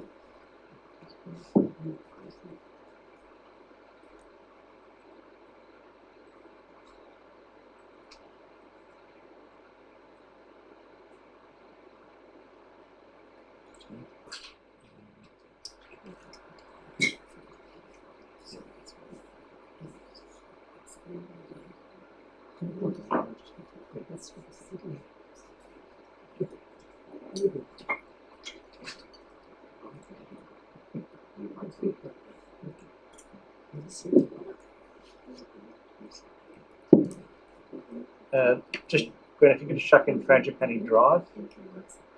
Is it Crescent? Sorry, Crescent. And then Flax Lily and Tuckaroo are both lanes, I think. How's that spelling, Councillor Mark Standing? Happy with that? Yes. It's still significant really because the end of the Okay, if you haven't had a chance to review that, we're going to go back in session and I'm going to call for it and move it. Councillor Baker. As it stands, and I'd like to speak to it, like 1 and 2 as written in the report. Yep. Okay. Yeah. So look, I think it's great that this report at least came to us when it did, and I think that gives other elected members certainly an opportunity to discuss this. My question is, should we? There's obviously been a lot of planning going ahead, and as the manager for planning has mentioned, there's already approvals in place. There'll be engineers and subcontractors working on this project. And documentation has probably already been circulated. So it's not a given that these has been named, but certainly I think there would probably be an expectation from Renewal SA that it's just going to go through and get their marketing material printed. There's been an acknowledgement that Kaurna names will be used for the reserve, and the fact that the state government's trying to build houses and get the marketing material out there. In this case, I think we should support the motion as written and this recommendation in the report.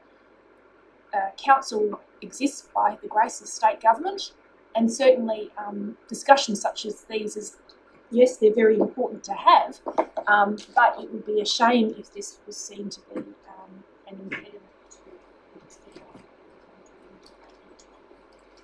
it's a significant construction in our city, and I understand fellow elected members' desire to put their stamp on it, but ultimately I think the Renewal SA also has certain, I guess, they would have had consultation in the naming internally within their departments, certainly within state government. So look, I'm quite comfortable with the naming as it stands, though there might be different views around the room. So look, I could guess if the motion as presented doesn't get up, there may be an urgent special meeting with Renewal SA, maybe trying to reassert their point if they've just assumed it's a bit straight through. So I'm going to support it as written to get the project underway. Thank you, Councillor Baker. Do I have a seconder?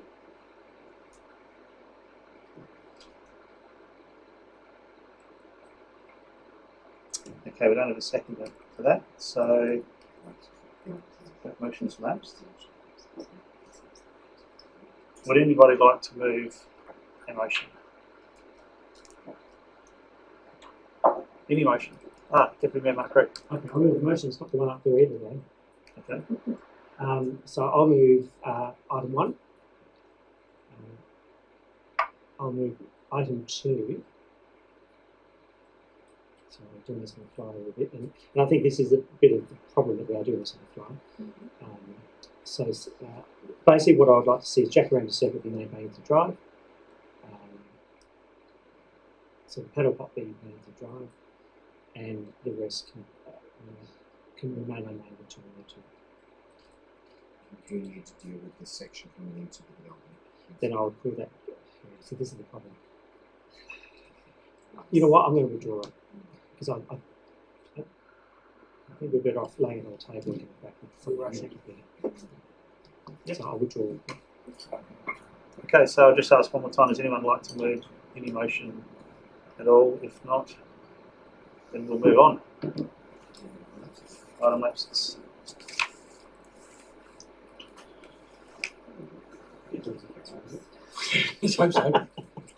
Okay, let's move on to item 10.7, extension of dog and cat management plan, recommendations on page 138. Do I have a mover? Councillor Nelson, would you like to speak to the motion? Sure, great work by John and the team. Updating this, so very happy to move this. Thank you. Do I have anything else, Councillor Nelson? Sure, happy to speak. Do I have a seconder? Councillor Hollett, would you like to speak to the motion? I don't have much to say. I generally agree with what's suggested here, that we wait to LGA deals with the changes in legislation happening. That's really about it. Thank you. Any further discussion, any points that haven't already been made? If not, I'll head back to Councillor Nelson to sum up. Summed up. Thank you very much for that. Let's put that to the vote. All those in favour? Against? Carried unanimously. 10.8 Draft Urban Breeding Strategy. Recommendations on page 174. You'll note that there's opportunity to incorporate some feedback.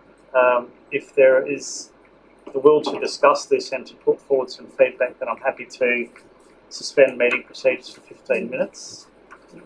All those in favour? Carried unanimously.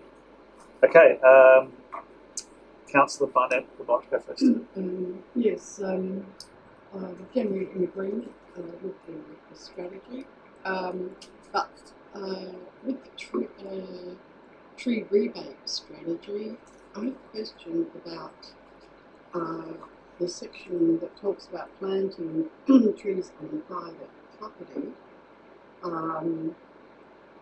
I'm just wondering, is there any list of suitable trees? Because the people on private property then pay the money and going to plant. We don't really then have any control over what they're going to be planting. I just think there needs to be some thing about suitable trees to be planted in people's backyards if they're going to be accepting the rebate from us, the money for doing it. Or, yeah. So there's a question, Yeah, which is, are we going to mandate, if someone's to receive a rebate, are we going to mandate a choice of trees that they can choose from? Is that along the lines?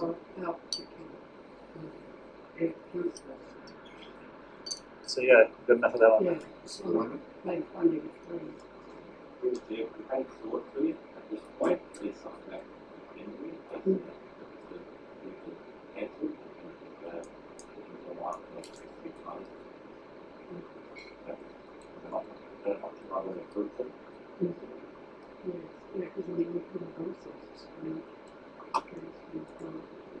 I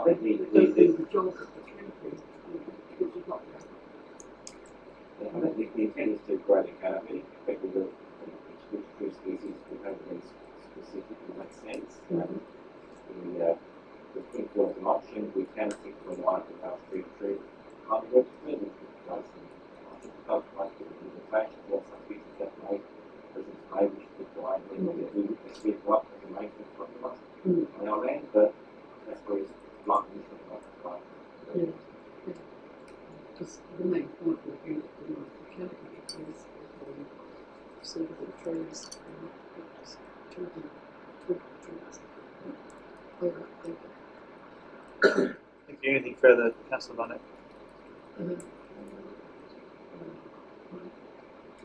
Okay, any further discussion, Councillor De Becker? Yeah, mine was just about the engineering standards. So, just reiterating, I guess, with the Bureau response, there's a lot of talk about canopy but standards across different council areas. So, I was just going to say on page 230, they've got tree net inlets are used in some councils in curbing, and maybe just a question through the chair to the director. But when we do our tree planting, do we actually use inlets or sumps to support the tree growth? This is one. Yeah, the grant is low, allocated tree limit hit for every tree planted. Those tree limit hits in across the world at $600. Makes across allocation. We plant over 400 trees per year. Current budget so don't do that to, but however, we do seek to implement tree hits. Of course, we are seeing selectively so that we do our existing programs up to that number. That is very So it goes back to my point. I think we have engineering standards for curbing and pram ramps and things like that.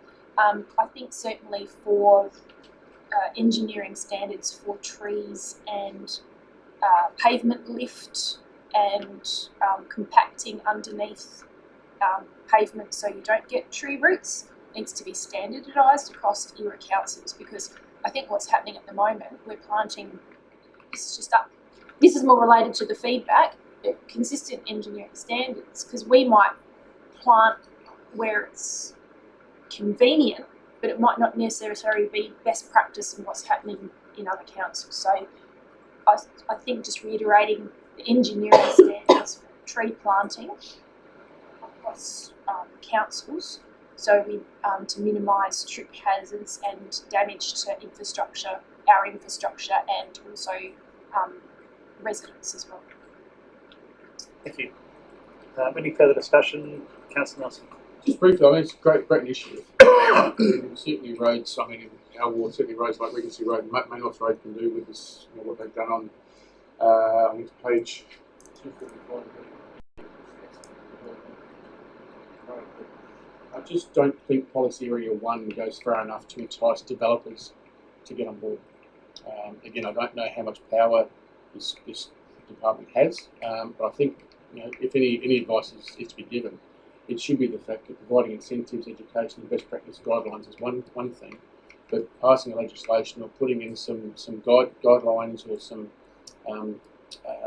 dictation into the Planning Act about what must be done. We saw a great development over in Subiaco, where it was basically green building. You know, I think the legislation needs to be working more towards that, to enticing developers to be using, you know, a certain percentage of their development being green. Thank you. Any further discussions? No. So, out of the comments that have been made, is there anything that people would like to put in formally as feedback to be considered as part of the motion? You can put your hand up and say something if you like. Consistent engineering standards. Can you just extrapolate on that, just to be a bit more specific in relation to what? Tree planting.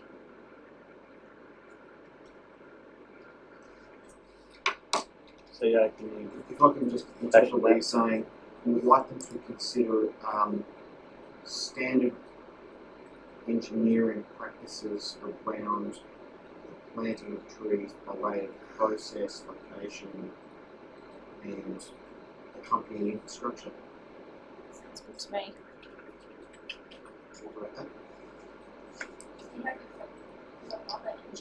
Accompanying infrastructure. Accompanying infrastructure to associate.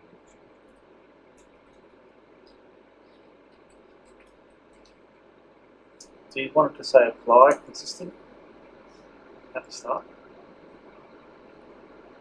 And taking into account the following feedback. Consistent and happy with the changes.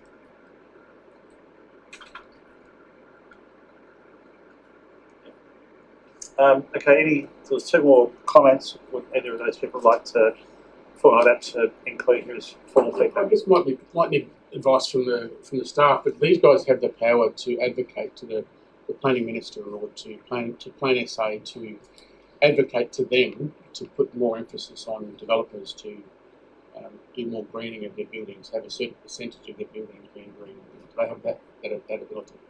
So, can you comment on that? Sorry, can you repeat the question?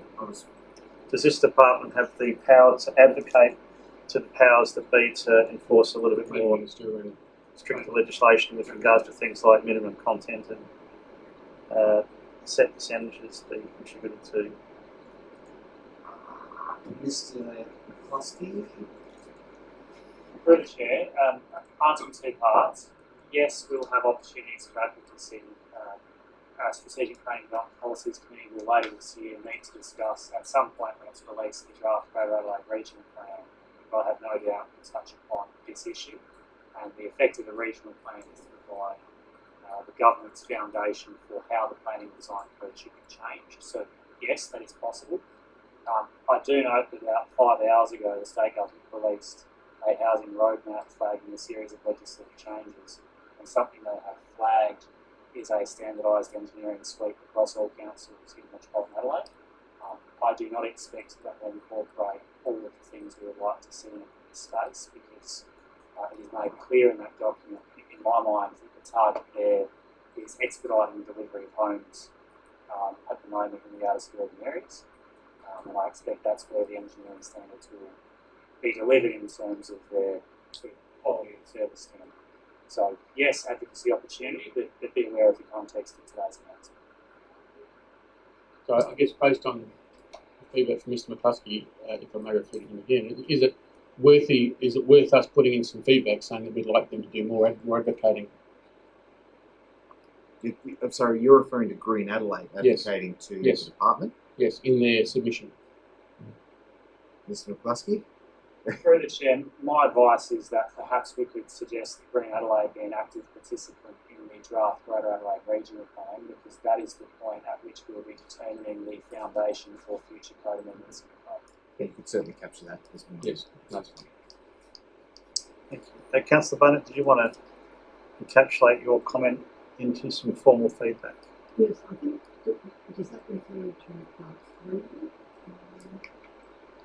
Well, we're in part 2, so that's our opportunity to incorporate some specific feedback that we might consider as part of the motion.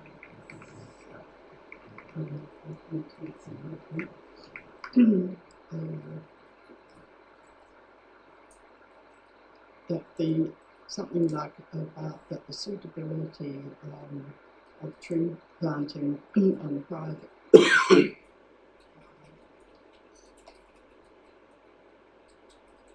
Rebate is contingent on the suitability of the tree being. So it's around that that if we want the tree planting on private property to be successful, we should be meeting what we're wanting to do within the urban green strategy, and that was to provide canopy.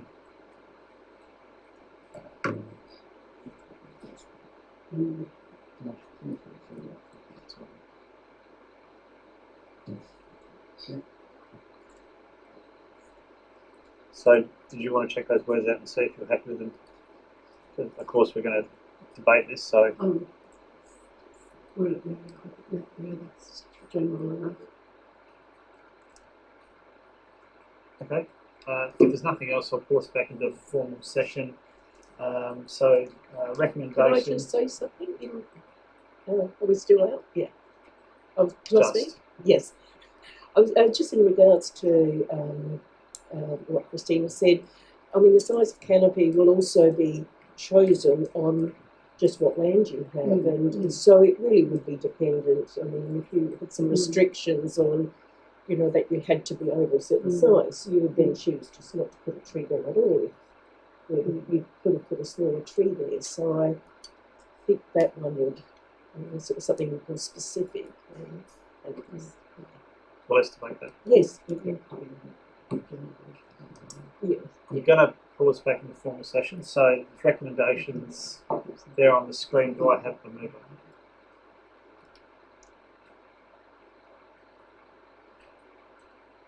I'll ask that one more time. Oh, Councillor Baker. It's great that Eastern Region Lights are the Resilient East are advocating and doing a lot of work. But if we look towards Unley and Lord Paynham St Peters, just because they're bigger councils and they've got a bit more resources, they're a little bit ahead of us in some respects, the way they're designing their streets. And certainly, you know, we've got the integrated traffic management plan coming back to us. And part of that is not just car traffic, it's also foot traffic. So we've got standards for our roads, and I'm really looking for standards for our footpath. And there's sometimes a bit of a conflict between trees and tree roots and footpaths. So this is why I'm really keen to see consistent engineering standards when we do put trees in the public realm. I think it's really important. I think that canopy cover is critical to manage heat in our area. We've got the lowest amount in ERA of open space, which is only 16.5% compared to some other areas that have over 30%. And we also have a limited amount of places that we can plant trees, so we're trying to plant them in the verges, so we're really at a disadvantage. I think we should be rewarding people that do plant in their own backyards, and this comes back to FOGO. So if someone who has big trees in their backyards can have 2 green bins and, you know, FOGO subsidised by state government, I think that's the kind of advocacy that we should be going for, because we're doing what we can in a very small area, and we really depend on our residential backyards to give us the canopy cover. There's also areas where we can't plant trees. There's a lot of services along, say, you know, parts of Prospect Road, and I think we need to be creative, and maybe it might be in discussion, not necessarily in feedback, but, you know, can we have vine-covered arbours in areas that we can't necessarily have trees? Because, again, we want to encourage areas that are amenable for walking, and I think there's other ways that we can possibly provide shade so that we don't have these hostile areas around the city. So really important, but big impacts for our long-term financial plan with maintenance of trees and infrastructure. So there's a lot of this that you'll see come back to us in years to come, because as state and ourselves push for tree canopy, we also have to manage the cost of Thank you. Do I have a seconder? Councillor Barnett, would like to speak to the motion. Yes, I concur with Councillor Baker's comments, and I think this is such an important strategy, and the fact that Resilient East, that we're all going to be trying to work together on this, and that it's there's so much within the strategy, so that are all very positive.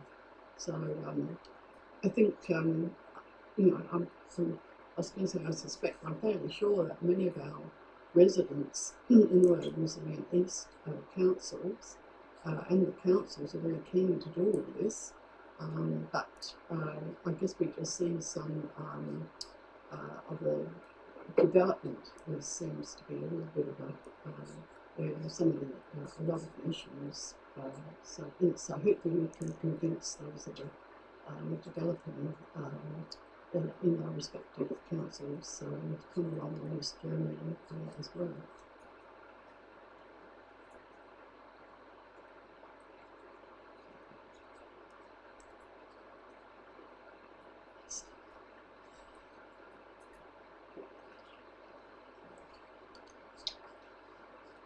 Thank you, Councillor Ray. Any further discussion? Any points that haven't already been raised? If not, I'll head back to Councillor De Backer to sum up, please. I don't think I need to sum up. It's a great motion. Please support it. Thank you. Let's put it to the vote. All those in favour? Against? Carried unanimously. Item 10.9, Eastern Health Authority Charter Review Recommendations on page 281. Do I have a mover? Councillor Barnett. Yes, but I also have a variation because on the letter on page 283, it's pointed out the City of Prospect would require the council to advise their position on clauses 2.2 and 2.5. They refer to the clauses 12.7 and 12.8 in this charter that's been put to us. I would like to propose to our council that we accept the Register of Salaries and the Register of Gifts 12.7 and 12.8. I think that came about because it was considered that, say for example, the City of Prospect already has a register of elected,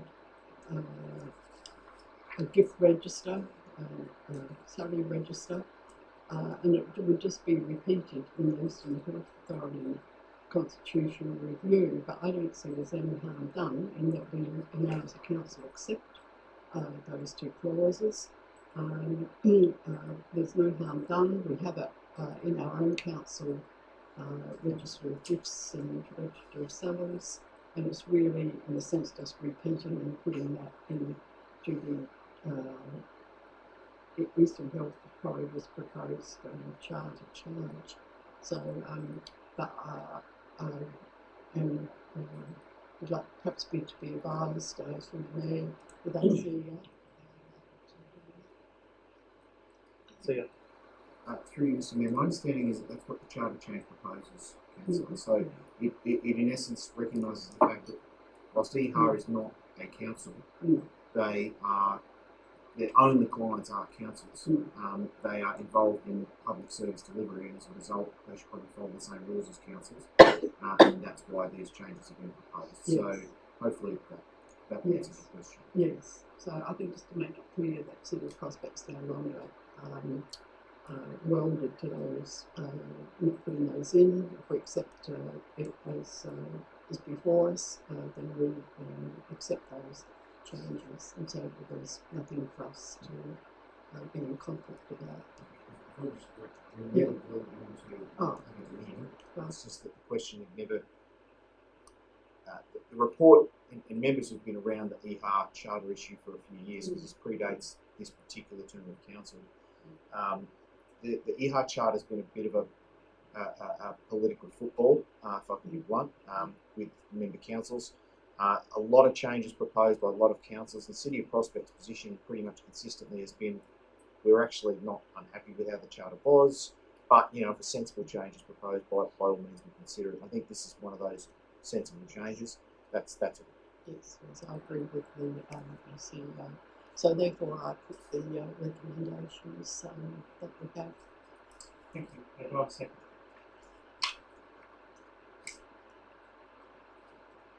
Councillor Mark Stanford.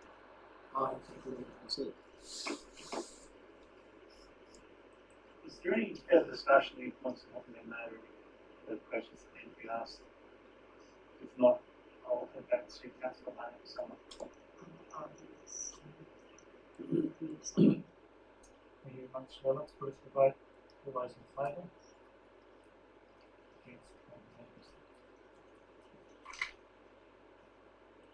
Okay, so we're up to item 11, general business of an urgent items. Are there any urgent matters which need to be raised and discussed? Not, we move on to item 12, reports for information. There's only one report information, the Mayoral Monthly Activity Report on page 351. Just want to make a note that didn't end up meeting with Emmanuel Fisher, who was sick. That was supposed to take place on Friday, so that was in there. When the agenda went out, that meeting will be rescheduled at some point in time, but just strike that one from the record. Do I have a mover? Yes. Deputy Mayor Mark Greg. Do I have a second to Councillor Trindle? Any discussion, Councillor Lynn?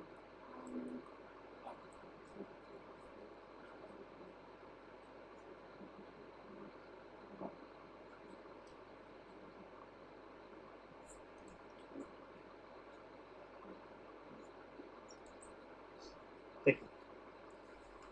Any further discussion, Councillor Becker? Yeah, it's just a question, maybe just a comment on the Traders Night and the new chair of the Traders Association. If you'd like to talk about that a bit. So Nola Bellinger from Healthy Inspirations was elected as the chair of the Traders Association, and I think it's Jake from Maasai, I don't know what his second name is, was elected as the vice chair or deputy chair. It looked like they had a vote. There was a vote undertaken, and we don't know what the specific outcomes were, but Nola is someone with lots of energy, and she has the street at heart, and I think she'll be a great advocate for the Traders Group and good to work with. No worries.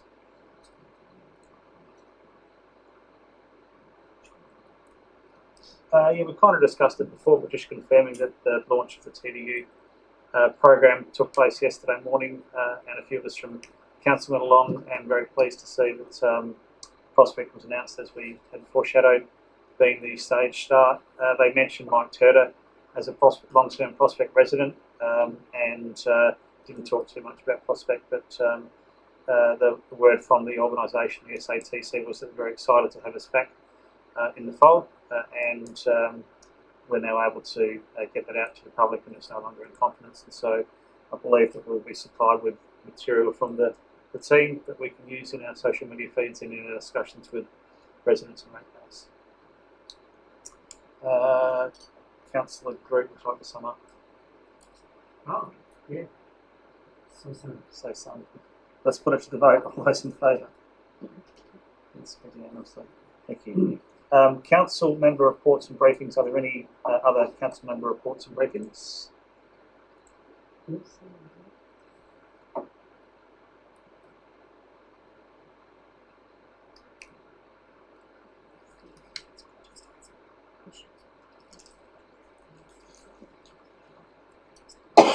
I've just been advised that we've had some issues with the minutes template, but they will be in the released minutes. So we'll move on to item 14, motions on notice. So 14.1, notion of notice, use of artificial intelligence tools. Councillor Backer, recommendations on page 354. Would you like to move the motion, Councillor Backer? Yeah, I'm going to move the amended motion. This is on feedback from the CEO, so thank you, CEO, for that. Do I have to read out the whole thing? No, I think we'll just leave it on the screen and give people a couple of minutes to read it out, though.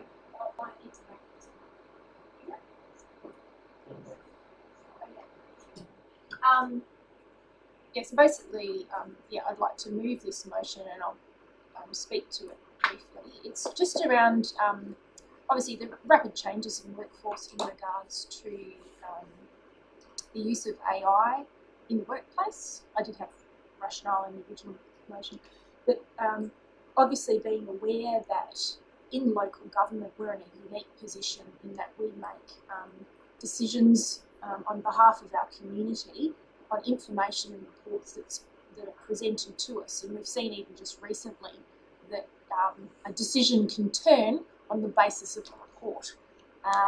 So what's presented to us is really important. I think AI presents a fantastic opportunity for efficiencies in local government. I mean, report writing is a big part of local government.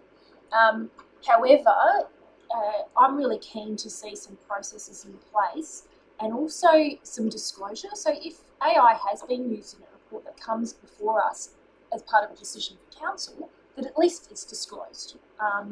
And it's not to say that's not a bad thing that AI is being used, but I think it's also the risk management. It was quite interesting when I first was getting my head around, because AI is a new thing, so how do you do it? And I was researching, and Streaky Bay's already got a policy in place. So we're not certainly the first to do it. Probably the second thing is like, do we have an ICT strategy or policy in place? Now, I asked Team Leader of Governance this, and I might just ask again through the chair, do we currently have an ICT policy or an IT policy in place for the City of Prospect? Through Mr. Mayor, we've got policies dealing with IT-related matters, not a broader overarching strategy. We just made a report that tied that off the current strategy about 12 months ago, and there's been a raft of work undertaken to sort of bed down IT governance with the establishment of the ICT steering group. It is definitely on the to-do list, and our Director Corporate is aware that that's a high priority. We need to hire a new team leader ICT first, so we're getting there. We're moving forward. Yeah. So that was my first initial thought, was to move for us to develop our own policy, or adapt one that we already have, but we don't have one either. There's cyber security, but that's a whole other thing. This is actually around AI, and I'll probably direct you first to. It'd be great to have a policy template across the whole of local government. There is an existing directions document, I think, at state level, and that's certainly, I have referred that through to Team Leader of Governance. So there are existing state policies that we can refer to. The third point is really an interim direction. The City of Prospect staff, that policy, until a policy is developed across local government, that agendas or reports, or even reports by external parties, disclose the use of AI in the creation of those documents. Just like you would if you were doing a report and you had references at the end, for example. And I think this is really important. It's just like, these are public documents, and I think in this post-truth world, people trusting information is a bit, challenging. I think it's great that it can be used, and I'd really like to hear the discussion around the table. I'm open to amendments, but I think if having nothing is dangerous, I think it's important to have something, even if it evolves over the next 6 to 12 months as the technology evolves. Thank you. Do I have a seconder? Councillor Sandon, would you like to speak to the motion? I think it's a great motion. I think having something there is as Councillor DeBacker said, is better than nothing. It doesn't impede or hinder, or there's no negatives to this. It's, as Councillor DeBacker said, it is just basically just referencing what is being used to create the document. We would reference if we were, if we were taking from another document. We are referencing AI as just referencing an author. Thank you. Any further discussion? Deputy Mayor Mark Gregg. Look, I'll support the amended motion. I want us to be taking parts because I want to support item 3. And the reason for that is that I would imagine all of our staff that are working behind the scenes here reference a whole lot of different technologies to write their reports. And frankly, for me, I don't kind of mind whether they use Google to reference something or ChatGPT or anything else. If they've got their name against the report, that for me is the measure. They're responsible for content, and how they get that content is kind of their business. So if they use ChatGPT or AI in some way and that report is incorrect, that's on them. The backup is not on the backup. So I just think it adds another sort of industry burden. I don't know how we could ever actually implement it from an external party perspective, because they would be under no obligation, particularly given the policy, they'd be under no obligation to what or not. So I think the idea of having a policy is good. I think the idea of having a policy is good. I don't think we should be doing it alone here. I'm not 100% convinced that I'm concerned with people using AI. For me, it doesn't actually bother me. But I'm not against writing to Alba and bringing up as a motion. It's good debate and it's a debate to have, because things will keep evolving in the space that we just don't know right now. So that's where the policy position I'd be supportive of. But just in terms of directing staff to advise, if we do it for AI, should we do it for Google? Should we do it for spell checking? Should we do it for what else? I don't know where that's starting. So for me, I might support point 3. So if possible, if we take the parts of Haven't taken parts. Any further discussion on this topic? If not, I'll head back to Councillor Backer. Oh, sorry. Yeah. Yeah, I think sort of balloons, I don't think it's great, but it's obviously something that's very new. So like creating something, the policy into this, all looking into it, because it's so new, there's not a lot more that can change that, particularly groups it. But yeah, there's suited to get conversations Thank you. If there's nothing else further, I'll head back to Councillor at the back to sum up. Certainly. Look, I understand there's probably a bit of support probably for the first two items, less so for the third, and I'll just talk to that a little bit. I think one of the things, and certainly as new councillors, you find you get a lot of information thrown at you in the first couple of years in council, and not all of it you understand. But part of like reading a lot of documentation is also building deep knowledge of the materials and the subject matter that's in your remit, your directorate or whatever the case may be. And I think what AI does, it has the ability to, take said documents, put them through a feeder, and a report will pop out at the end, which is great, which creates an efficiency without what cost. And I think that's something for the industry to manage. And obviously, I think sometimes, it can be argued robots can do it better than people. But at the other end of the spectrum, I think deep learning is an opportunity for those involved in writing reports to really, absorb some information, as we all have to do with our work. So AI is a tool. I think it should be disclosed on documents that are based for public decision. So they're public documents. They're going to be in the public realm, and I think disclosure could just be a tagline that AI was using in the creation of this document. So people are aware that what they're reading has gone through the filter of a computer. Thanks. Language learning model. Thank you, Councillor Becker. Let's put that to the vote. So we're going to take this in parts. So part one, all those in favour? Against, carried unanimously. Part two, all those in favour? Against, carried unanimously. Part three, all those in favour? Against? Motion lost. Or part three lost.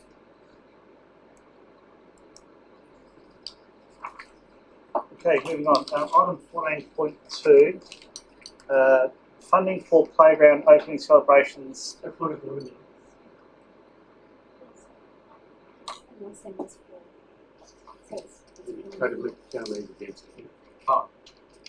Let's just do that again. So, part three, all those in favour?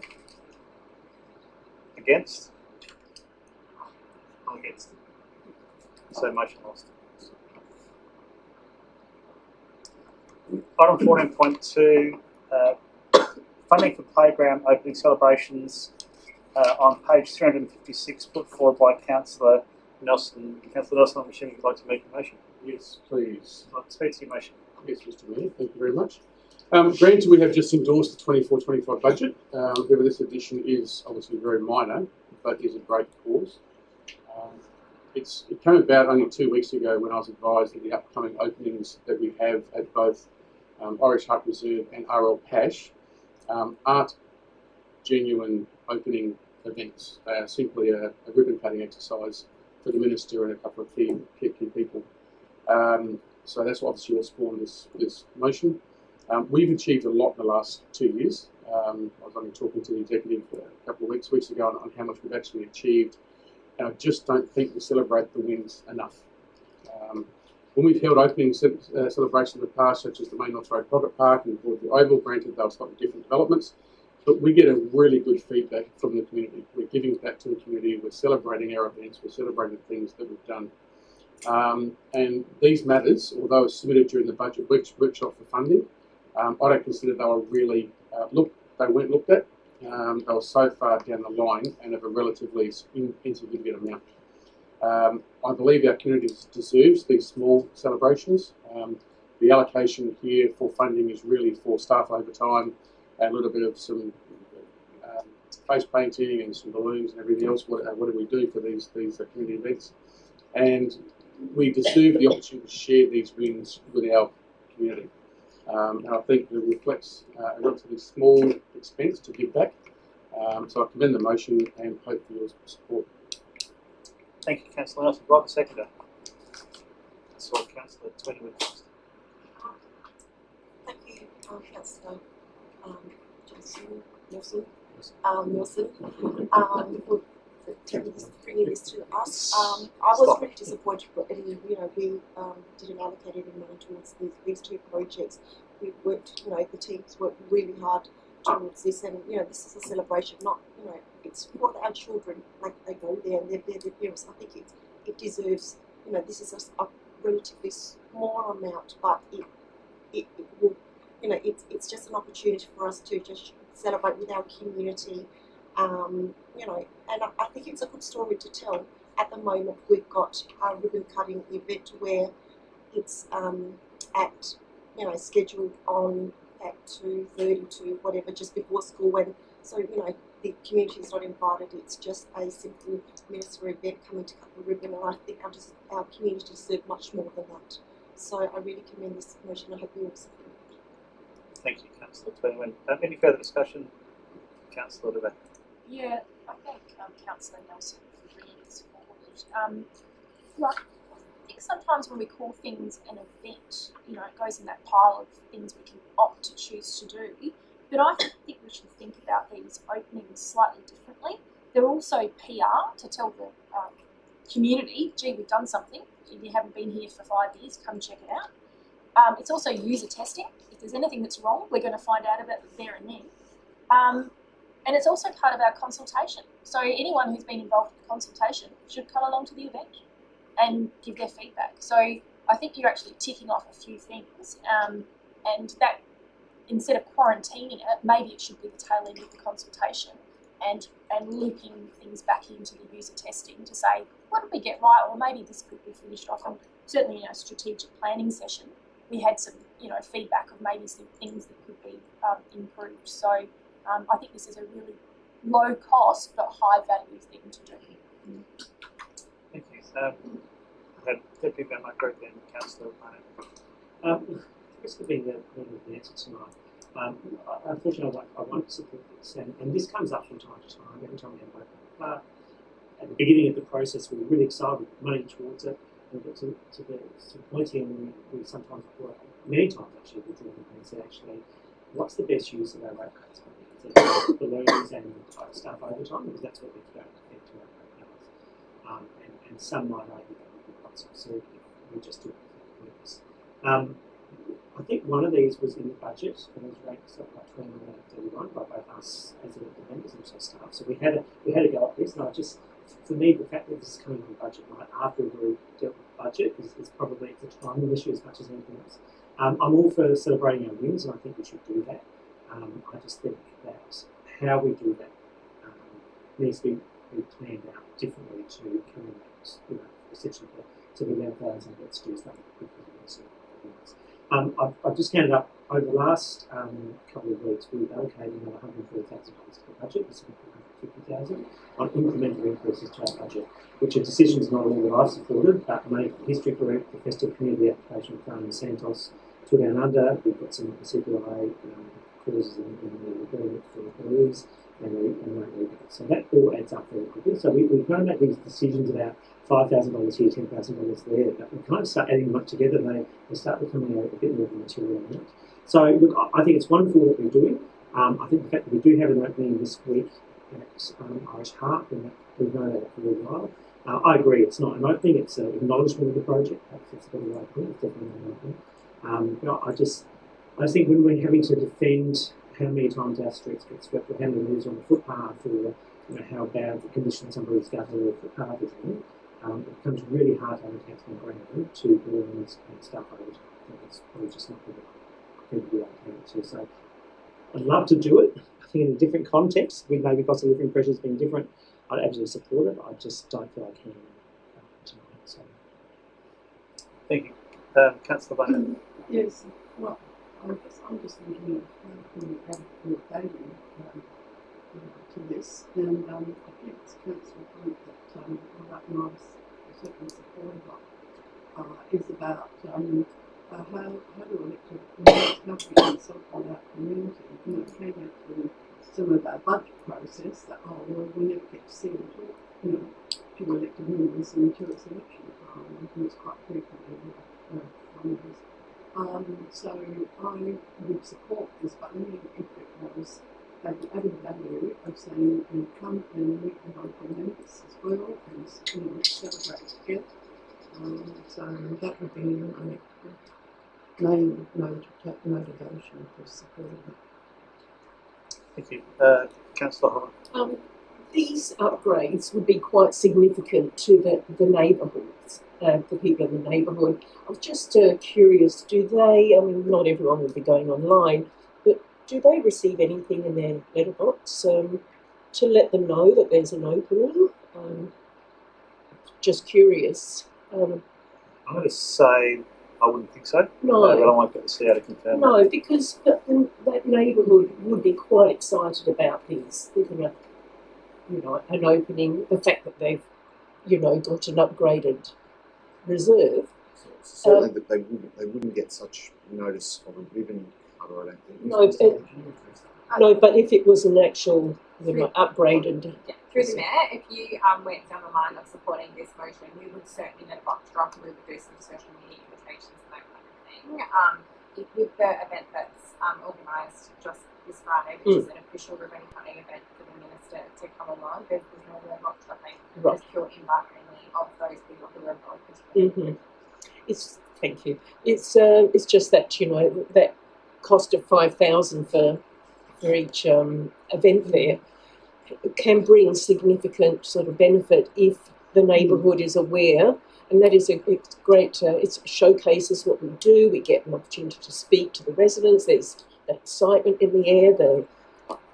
It is a PR project, but we're excited about it, and it's a real shame if we just. It is just a ribbon cutting event. I think we've been excited about this event, and I'd certainly like in the East to meet all the people in the neighbourhood, and yeah. Thank you. I would support it. Councillor Trenwin.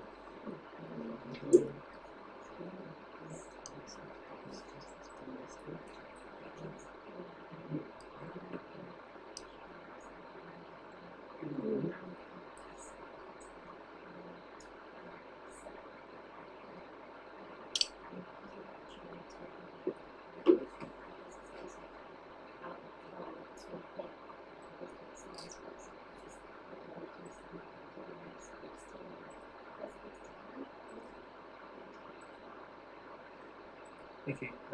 Who haven't we heard from? I think we've heard from Councillor Mark Stanley. Can I just have a clarification? Briefly, yeah. Week number 1 about Harrow Park, so that's not about this one that's just coming up, it's ribbon cutting. This is going to be another event with the community. I believe that's the intention.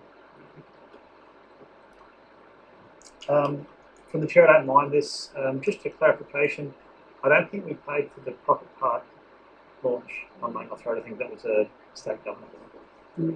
But yeah, I don't mind this. I think there is a track record of having done this in the past. Cane Reserve, the skate park, Waterview Oval. We need to work out a better way of dealing with this though. We can't come back like this. We need to firmly embed this type of thing in the budget and make it not negotiable in the future if we're going to do it. There probably needs to be a limit of size, a minimum size, which dictates that we do this. We can't do it for the opening of a roundabout, for example. But yeah, I think we just need to work out a better way of dealing with this sort of situation. I'll head back to Councillor Nelson to sum up. Look, thank you for all the feedback. It's always interesting to hear the different debates and different views and everything else, and certainly the idea of using these or utilising these opportunities for community consultation to get the feedback from our community when we're out there and we all attend. I certainly recommend we all attend these things if these motions get up. That we do utilise these times to celebrate, not just celebrate the wins, but celebrate with the community. I'm not sure how we go celebrating a roundabout, but you never know. I'm sure we'd find a way. As I say, I think this is something that it is a relatively small amount of money. I understand the cost of living pressures, but we've spent nearly $1.5 million on these two parks, and I think they deserve to be celebrated. So, again, I commend it. Appreciate your support. Thank you. Let's put that to the vote. All those in favour? Against? Motion carried. Carried. Thank you. No divisions? Item 15, questions with notice, there are nil. 16, confidential items, there are nil. Therefore, meeting closure time is at 9:18. 3 minutes off, Mr. Mayor. Thank you, everybody. 18 minutes out. Just letting everybody know the mayor had $1,000 in 9:15. Right in time. I should have tried to start it. I should have shut up. Thanks, everybody. That was a good meeting. It's got to be a record for a budget.